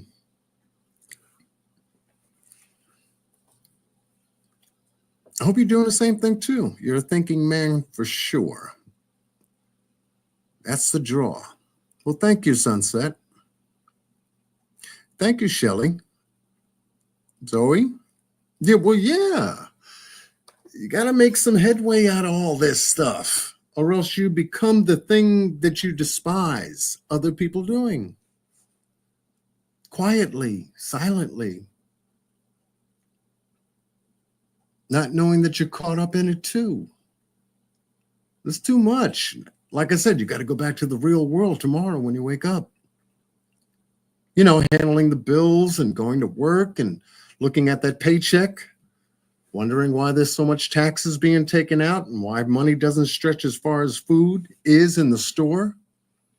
Whether somebody needs something in the family, whether the car can keep together, whether you have enough gas to get in the car to do something. Yeah, the real world, that other stuff, it's still there.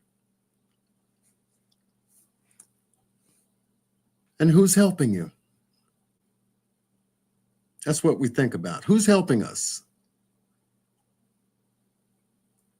Right? Who's helping me? Hence the real world. Now, to get away from that world, because it's just so much, you come online and you get into the virtual world and it's like, oh, shit, here too? Oh, man. Let me just go lay down. How's that? That's even better for you. Let me just go lay the hell down and breathe. Me, I get that way. I'll pick up a book. I'll listen to music. I'll go over my day, go over my thoughts. But to get online and get all nah, I'll never get to it. I can't get to it. I tell some of the people that I come across, I say, when was the last time you soaked? These are females, by the way. When was the last time you had a good 30-minute soak? And they look at me like, what? Yeah. I mean, a good soak, bubble baths and little candles around the tub and stuff. When was the last time you really did that for yourself? Oh, my God.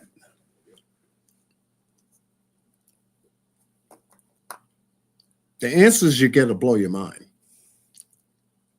Because they can't answer it. Oh, Lord. Let me see. That was back in when I was... Oh, really? How come? Then they can't tell you that either. Oh, I got so mixed up and messed up with this, and then the boyfriend, the significant other, the blah, blah, blah. Yeah. Oh, and you get lost again.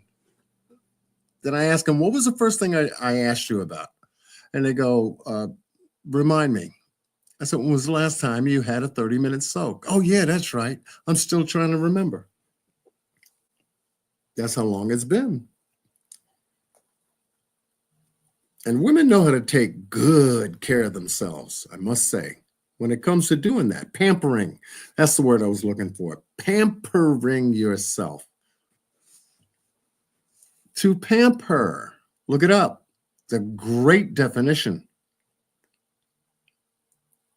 And there's nothing wrong with it. Pampering, not just going out doing your nails and getting a pedicure and getting some fragrance or maybe even a new outfit or something like that. Well, with the prices these days, my God, if you can even get there, that'd be a blessing too. But to pamper, I mean, not somebody else, when you do it, when you pamper yourself, even if a small, minute thing, as a 30-minute soak, not a shower, not a wash up and a wash off, and just to stay still for 30 minutes in solitude and then step out. Uh-oh, yeah, self-love, Hannah. Oh my God. Soak tonight, Dark Queen. That's right. Under the stars. You better believe it. That's what you got. And you better use the time to do it for yourself so that you can at least say, I do that for myself. When no one else thinks about it, don't look for it. You know why? Because no one else is thinking about it. That's why. But you should be thinking about that for you. Give yourself that gift every day. Do a little something for yourself every single day, because the world, it's at.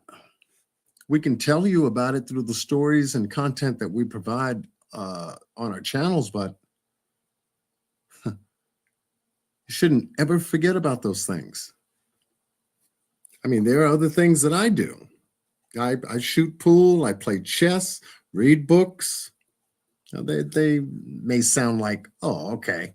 But those are things that I over and over give to myself. I enjoy those moments. They're relaxing, stimulating.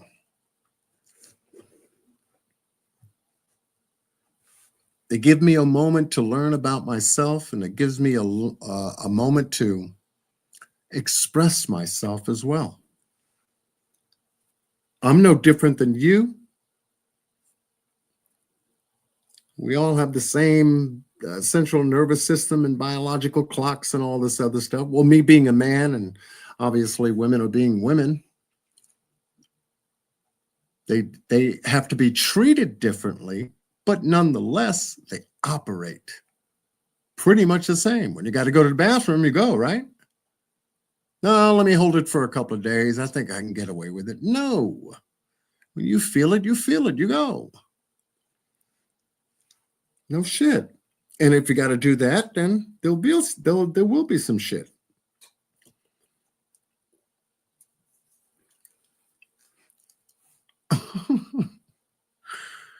Little things that we have the tendency to forget sometime because we're so caught up in this stuff. But yeah, I'm glad that tonight was a beautiful night. I appreciate every single one of you for sharing your time with me regarding a 6-year anniversary. I'm going to come back this year with content. We're going to continue the work. I'm still following the Sebastian Rogers case, Summer Wells case, Daniel Robinson's case, Shanquella Robinson's case, anything that comes out of other cases, Breonna Taylor's case, some new ones I'm taking a look at, but I'm taking my time with those before I come out to present them. Startling, just some startling stuff, and so much to try to cover. They'll always be there, only because nature has not changed yet. Only because nature has not changed. As long as nature doesn't change, these stories will continue, just in more broader and beyond the pale type situations. but they'll be there. Life is not that long, though. You've heard people say life is short. Yeah, it is. You don't believe me? Can you believe you are as old as you are right now? Can you actually believe that?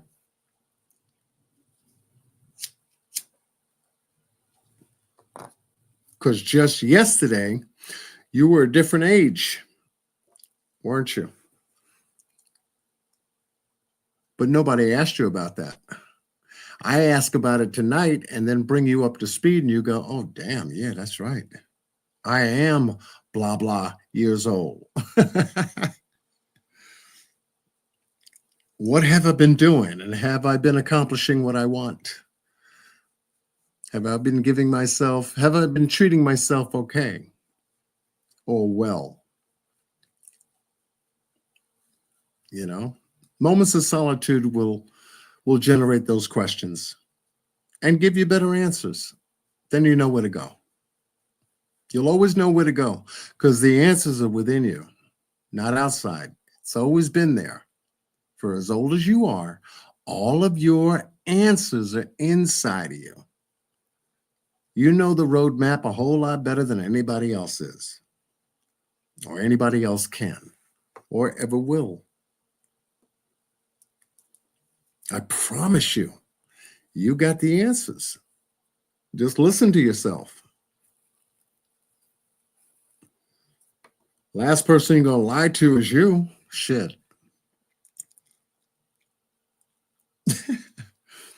Can't do that.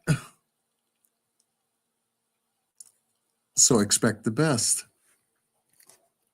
Expect the best. I'm going to come back to you real soon, and we'll have a live. I think I've got a couple of things I want to cover in reference to Sebastian Rogers.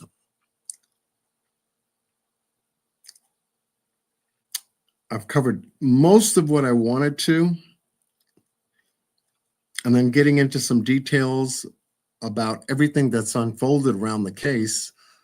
You can only look for what is it we do know, and then build around it from there. What is it we do know about the Sebastian Rogers case? What is it you know about the Sebastian Rogers case so far? Did he walk out that house?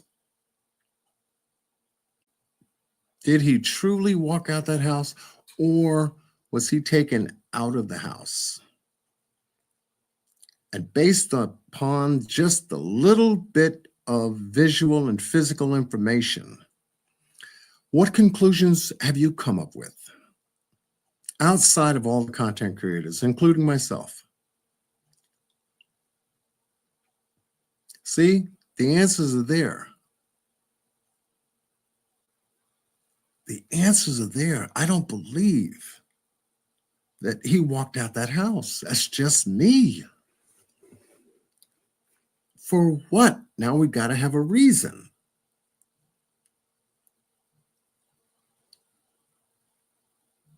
And then disappear. Telling nobody what that reason was. Not even his biological dad. Hence, now where do you go?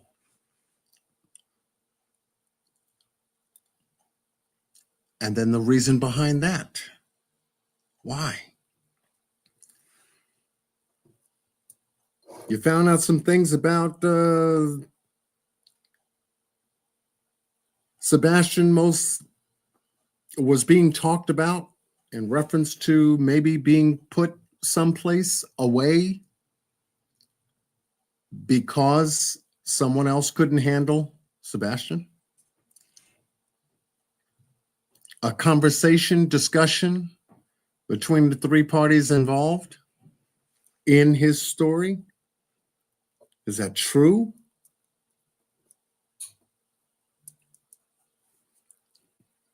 See, those elements need answers too.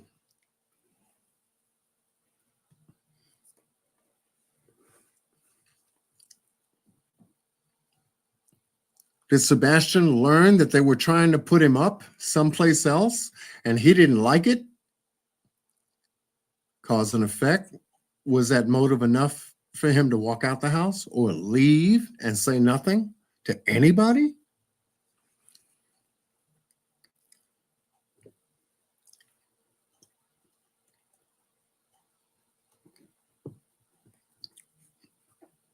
Or did something physically happen to him after dinner? And now we've got to do something different about the situation, which now changes the whole narrative altogether. Could we be running in the street chasing our tails about the details that we do know, according to the narrative?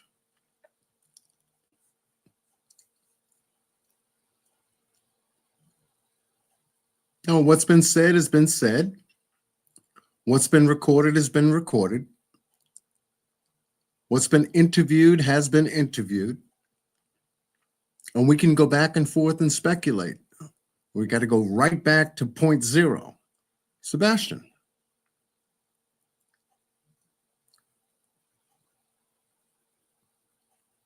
It's Sebastian. It's 10 months, folks. Going on 11, a full year. We've already passed his birthday. And next month, the end of next month, will be 1 full year.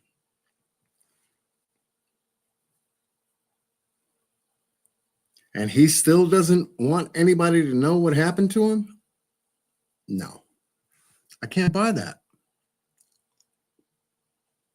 So now what does that leave you with? Well, we got to rely on the narrative. We go back to the parents. Well, 1 bio and 1 step.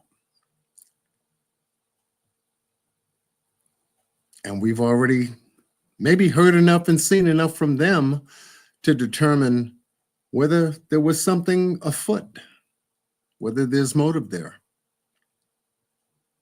at all. But this, I do believe, somebody else is looking for him. Has been since he went missing.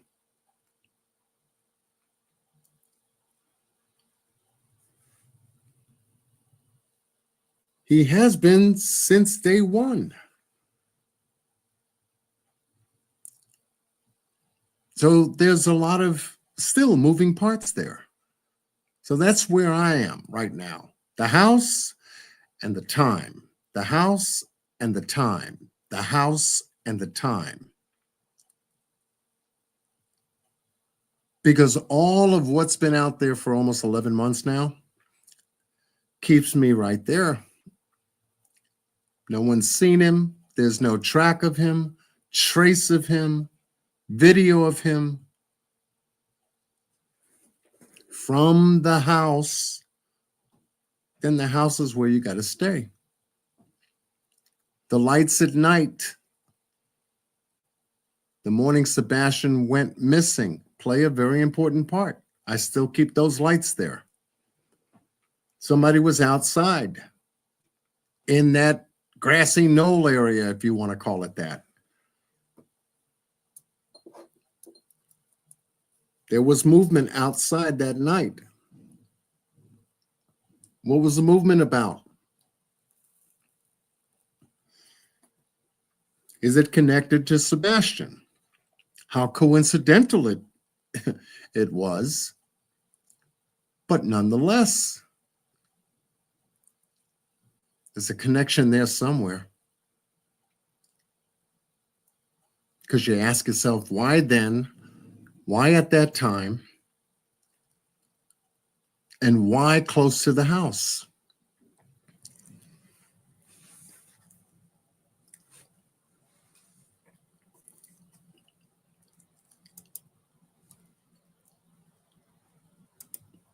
There he is.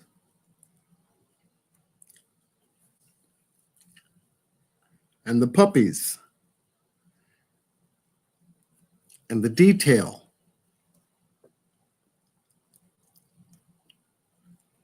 There he is.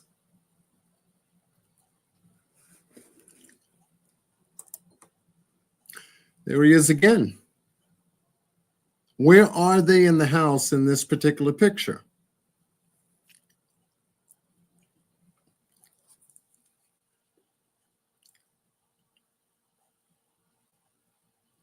What's behind Sebastian? What area, location of the house is he in right now?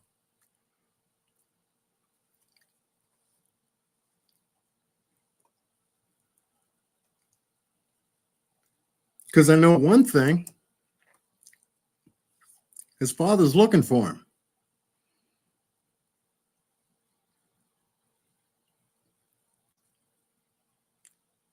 He wants to know where he is. All of us do.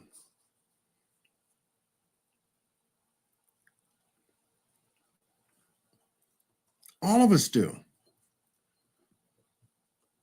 See, but I'm just going to say that I feel in some way, shape, or form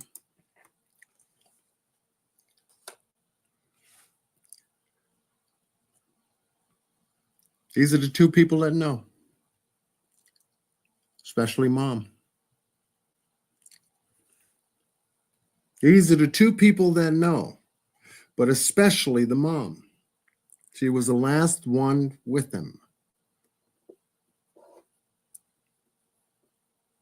The last one. She falls back in the narrative, and the stepdad takes the lead in the narrative. When the one last with him steps back away from the narrative. I understand that she's lawyered up, which has just been put out there online. Nothing has been verified or vetted. What for? If you're not coming online to say anything that would clear up a lot of questions based upon the night you guys left the restaurant, what would you be afraid of saying? Why would you have to step back from the narrative and let somebody who allegedly wasn't there and at work speak for you?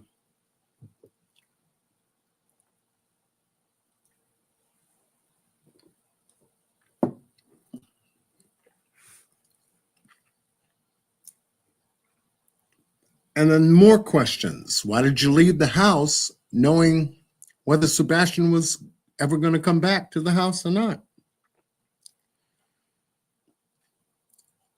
Why would you have to escort the stepdad back to work or going back to work when it was told that his work situation was up in the air?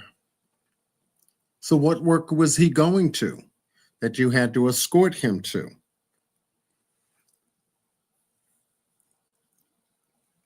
And then you start to connect certain things. As you've sat here night after night after night after night, covering this story with other content creators, these are the questions I still have. Where am I right now? Guess what, folks? I'm in the house where it all started, where this interview took place. I'm in the house.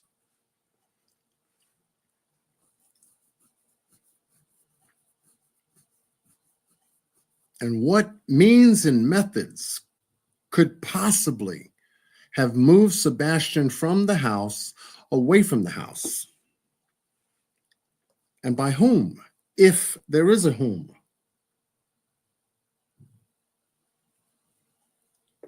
And when the narrative and the actions that you would expect the narrative to give you are not present, then yes, something's wrong. Is there a detail that might be omitted?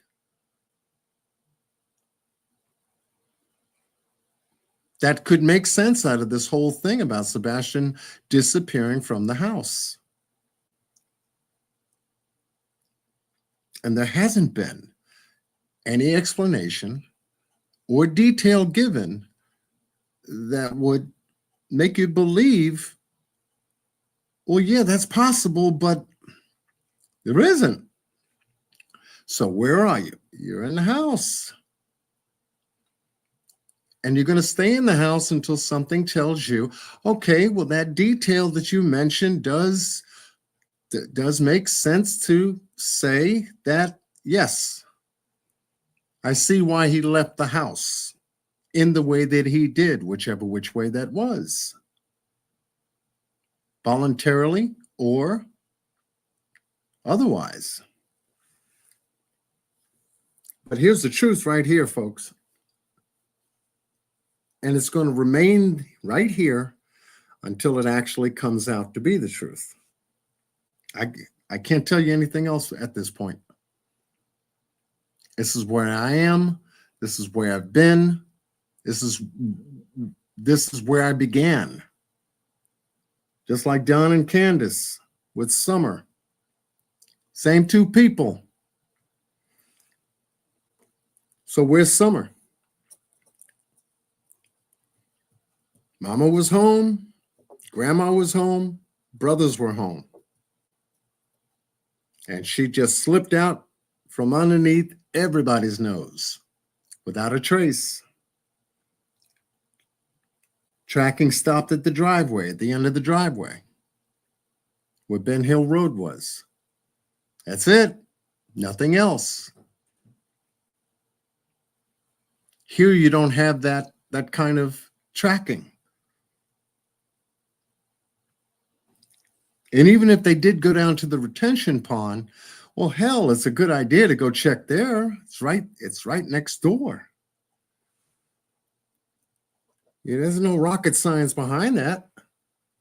Could he have taken a dark block that was covered real well and walked all the way down to the retention pond?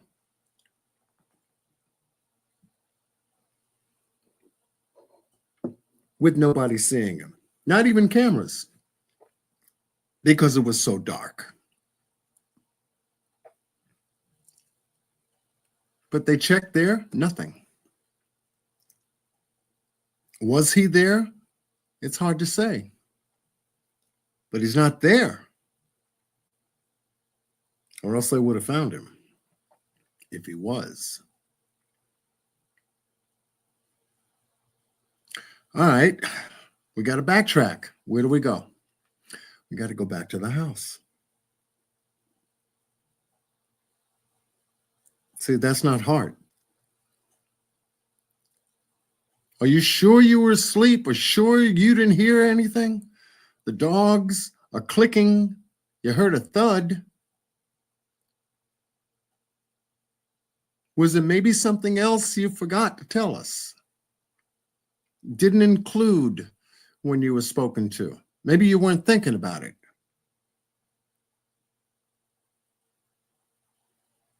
Same thing Don and Candace went through when the FBI asked them that same question. Are you sure there isn't anything else? Maybe you want to take some time and go through your timeline again.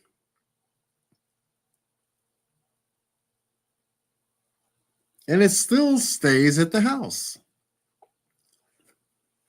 because there's no other trace of Summer or Sebastian leaving the property.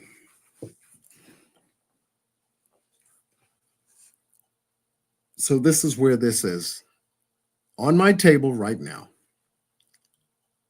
And until I'm convinced otherwise, this is where I am. And with everybody else working the case and following the leads, the police are not getting anything. It's quiet there. Dog the Bounty Hunter and Nick at Night and all the night media people, or whatever the hell it is that they're doing, following leads and coming up with suspicious this and suspicious that, is not telling us nothing. And in my humble opinion, they shouldn't be posting the shit on X if it's an investigation.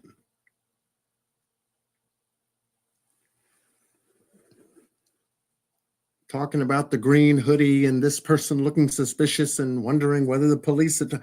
None of that. You're doing a real investigation. Go and talk to the people that you think or believe may have something to do with it, and then come back with facts.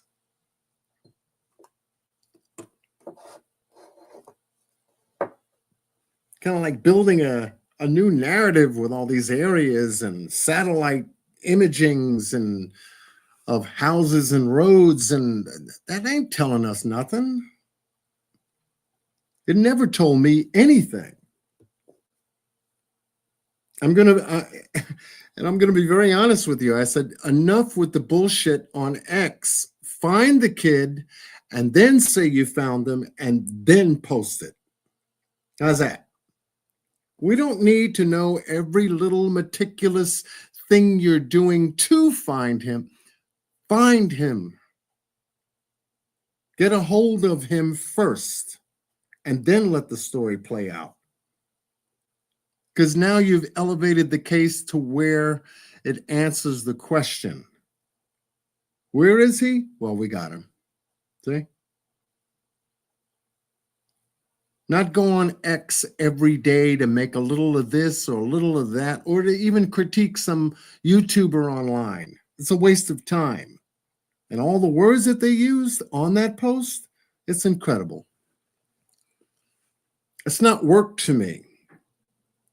These are just notes in a book. And it doesn't find Sebastian. Making all these posts and everything could be informing, if somebody has him, of everything that they're looking at, which is quite stupid, in my opinion. So if you got a lead, follow the lead. You think law enforcement's doing this same posting every day on X about what they're doing? We wish. And then you got YouTubers jumping all over the post and trying to re-explain what it's already explaining to their audience,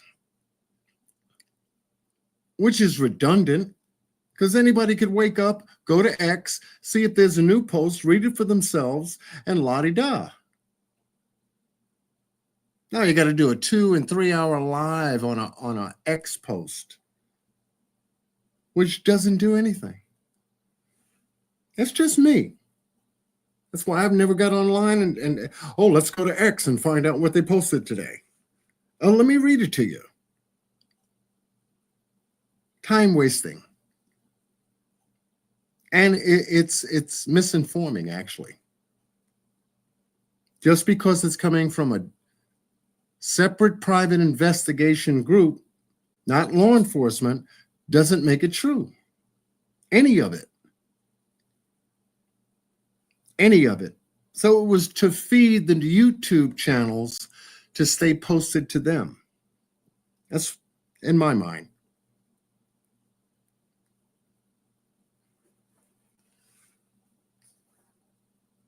In my mind.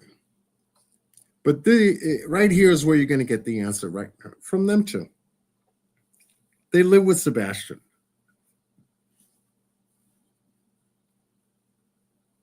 Right here. Character, behavior, habits, everything. It's right here. One lived with Sebastian for what, 7, 8 years, while the other had him all his life. Who in the world would you think would know about Sebastian more so than them and Seth, the biological dad? Who else?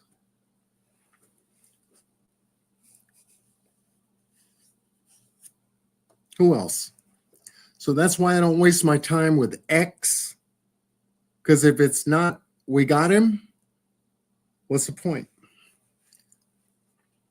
And to critique another YouTuber about their findings and maybe what they're doing regarding the case, to find Sebastian, what's the point? It's not going to tell us anything different than other than the fact that he's missing. When you step away 2, 3, 4 hours later, yeah, he's missing. Too bad not today, maybe tomorrow. The same thing again and again and again and again. I sit back and I said, these people have just gone. But I know why they're doing it. And yet that's their business. I don't bother them. They don't bother me. Because I've never seen anything like this before, other than the Summer Wells case. Same thing happened. You go right to the source because they know what happened. And until the narrative clears up, to isolate them and kind of like take them off the table, it's going to remain so and as such until it changes. Since it hasn't, here's where we are. And the speculation, yes. Hannah and Sunset, the speculation is just so broad. We could sit here all night and talk, and turn the map this way, and then flip the picture this way, and zoom into this over here. We could do that all night. And thank you for your super chat, and thank you for your membership, and thank you. We could do that all night. It doesn't benefit finding Sebastian, but we could do that all night. Shit, I can do it all night, but I'm not going to do that. I wouldn't be true to myself if I did.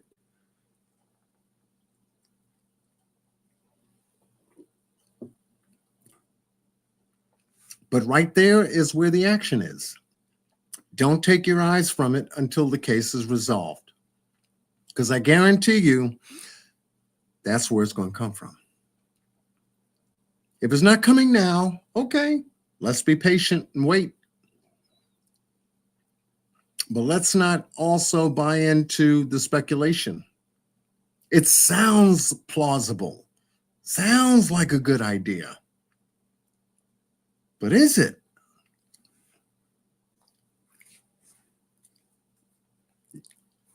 One, 2, 3, 4, 5, 6, 7 days go by. Well, I guess not. 1, 2, 3, 4, 5, 6, 7, 8, 9, 10, 11, 12 days go by. No, I guess not. And on and on and on until we now are here in the, 11th month? Excuse me. 12 months is next month. We're closing 11 months. Where's he at? Where's he at? Are we any closer to finding out what happened to Sebastian today than the day he went missing? Great question. Answer is no. And that's the sad part. All the technology we have, and we can't find out what happened to a 16-year-old.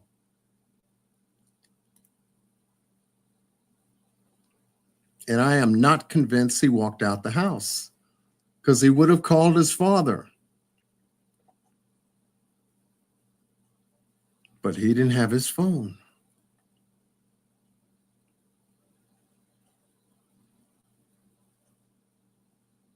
So you go, why? That's where you end up. Why? So hopefully going forward, we keep our prayers and our minds focused on the real. And all the other stuff, like I said, folks, it's your time. It's your time. You could be doing better things with your time than 3 and 4 hour lives and flashing memberships and all this other stuff going on. It just leads to another day of the same stuff. When the police come out and say something that's solid, legit, jump. Yeah, Then you really want to know, okay, why?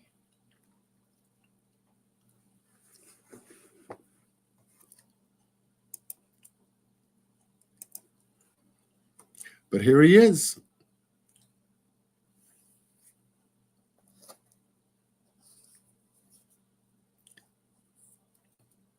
That's where he is right now, missing.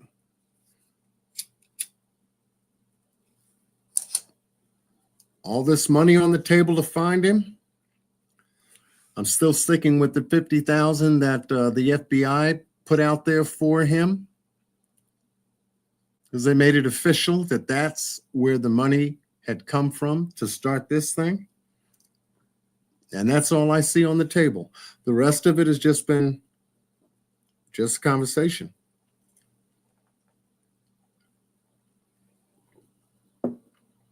All these changes, extra details, green hoodies, parking lots, 2 and 3 people. What in the hell are you saying that for if they're online watching you? Now they'll move again if they need to, or even move him if they have him. Private investigations? I don't know. But he remains missing right now to this day until it changes. So yeah, 1-800-TBI-FINE is the number. Or to the FBI. Keep it there. Keep it simple. All these numbers are like 5 and 6 and 7 different numbers on it. It's like, wait a minute. Too much. Too much. And that's what changes a case when it becomes too much. Because it's taking away from zeroing in and narrowing things down to get to the point. And a lot of people are that way. No one's going to stick around for the long story. We want the facts and keep it short. Give me a summary. You got it? No. Okay, so go get it. Give me the summary.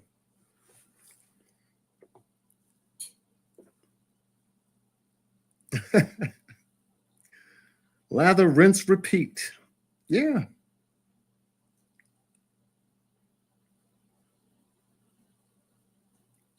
Too much speculation. Anyway, I don't want to hold you all too long. Y'all made my anniversary very special. Everyone that came up on panel and you guys in the chat have just been amazing as always. Absolutely amazing. When I have something for you regarding this case, that's a whole lot different than what's been out there.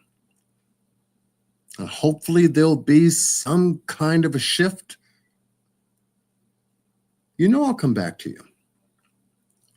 But don't expect me here tomorrow recovering the lights at night, or going back over the terrain of the house, or showing you what the inside of the house looks like. I've already covered that.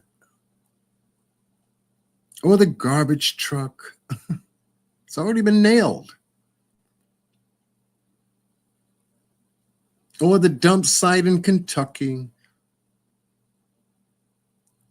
Or St. Jude's Hospital land construction.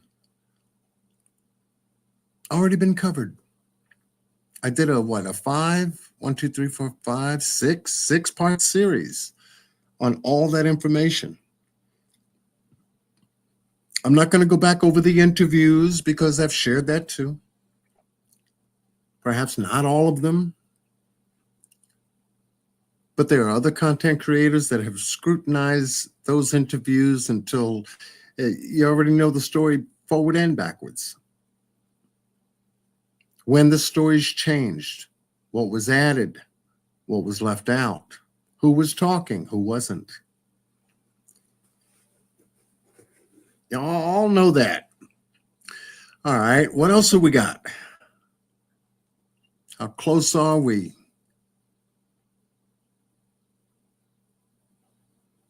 But the real thing is the reason. That's what we want to hear. What was the reason for the events that took place on February 25th into the morning of February 26th of 2024? Once you get the answer to that question, you got the case right there.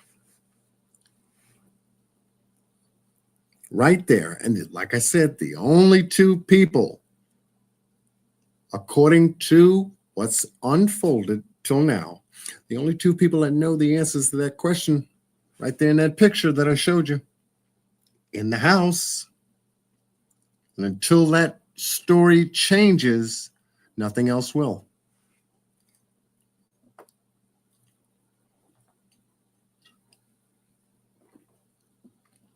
I don't care what anybody else shows you.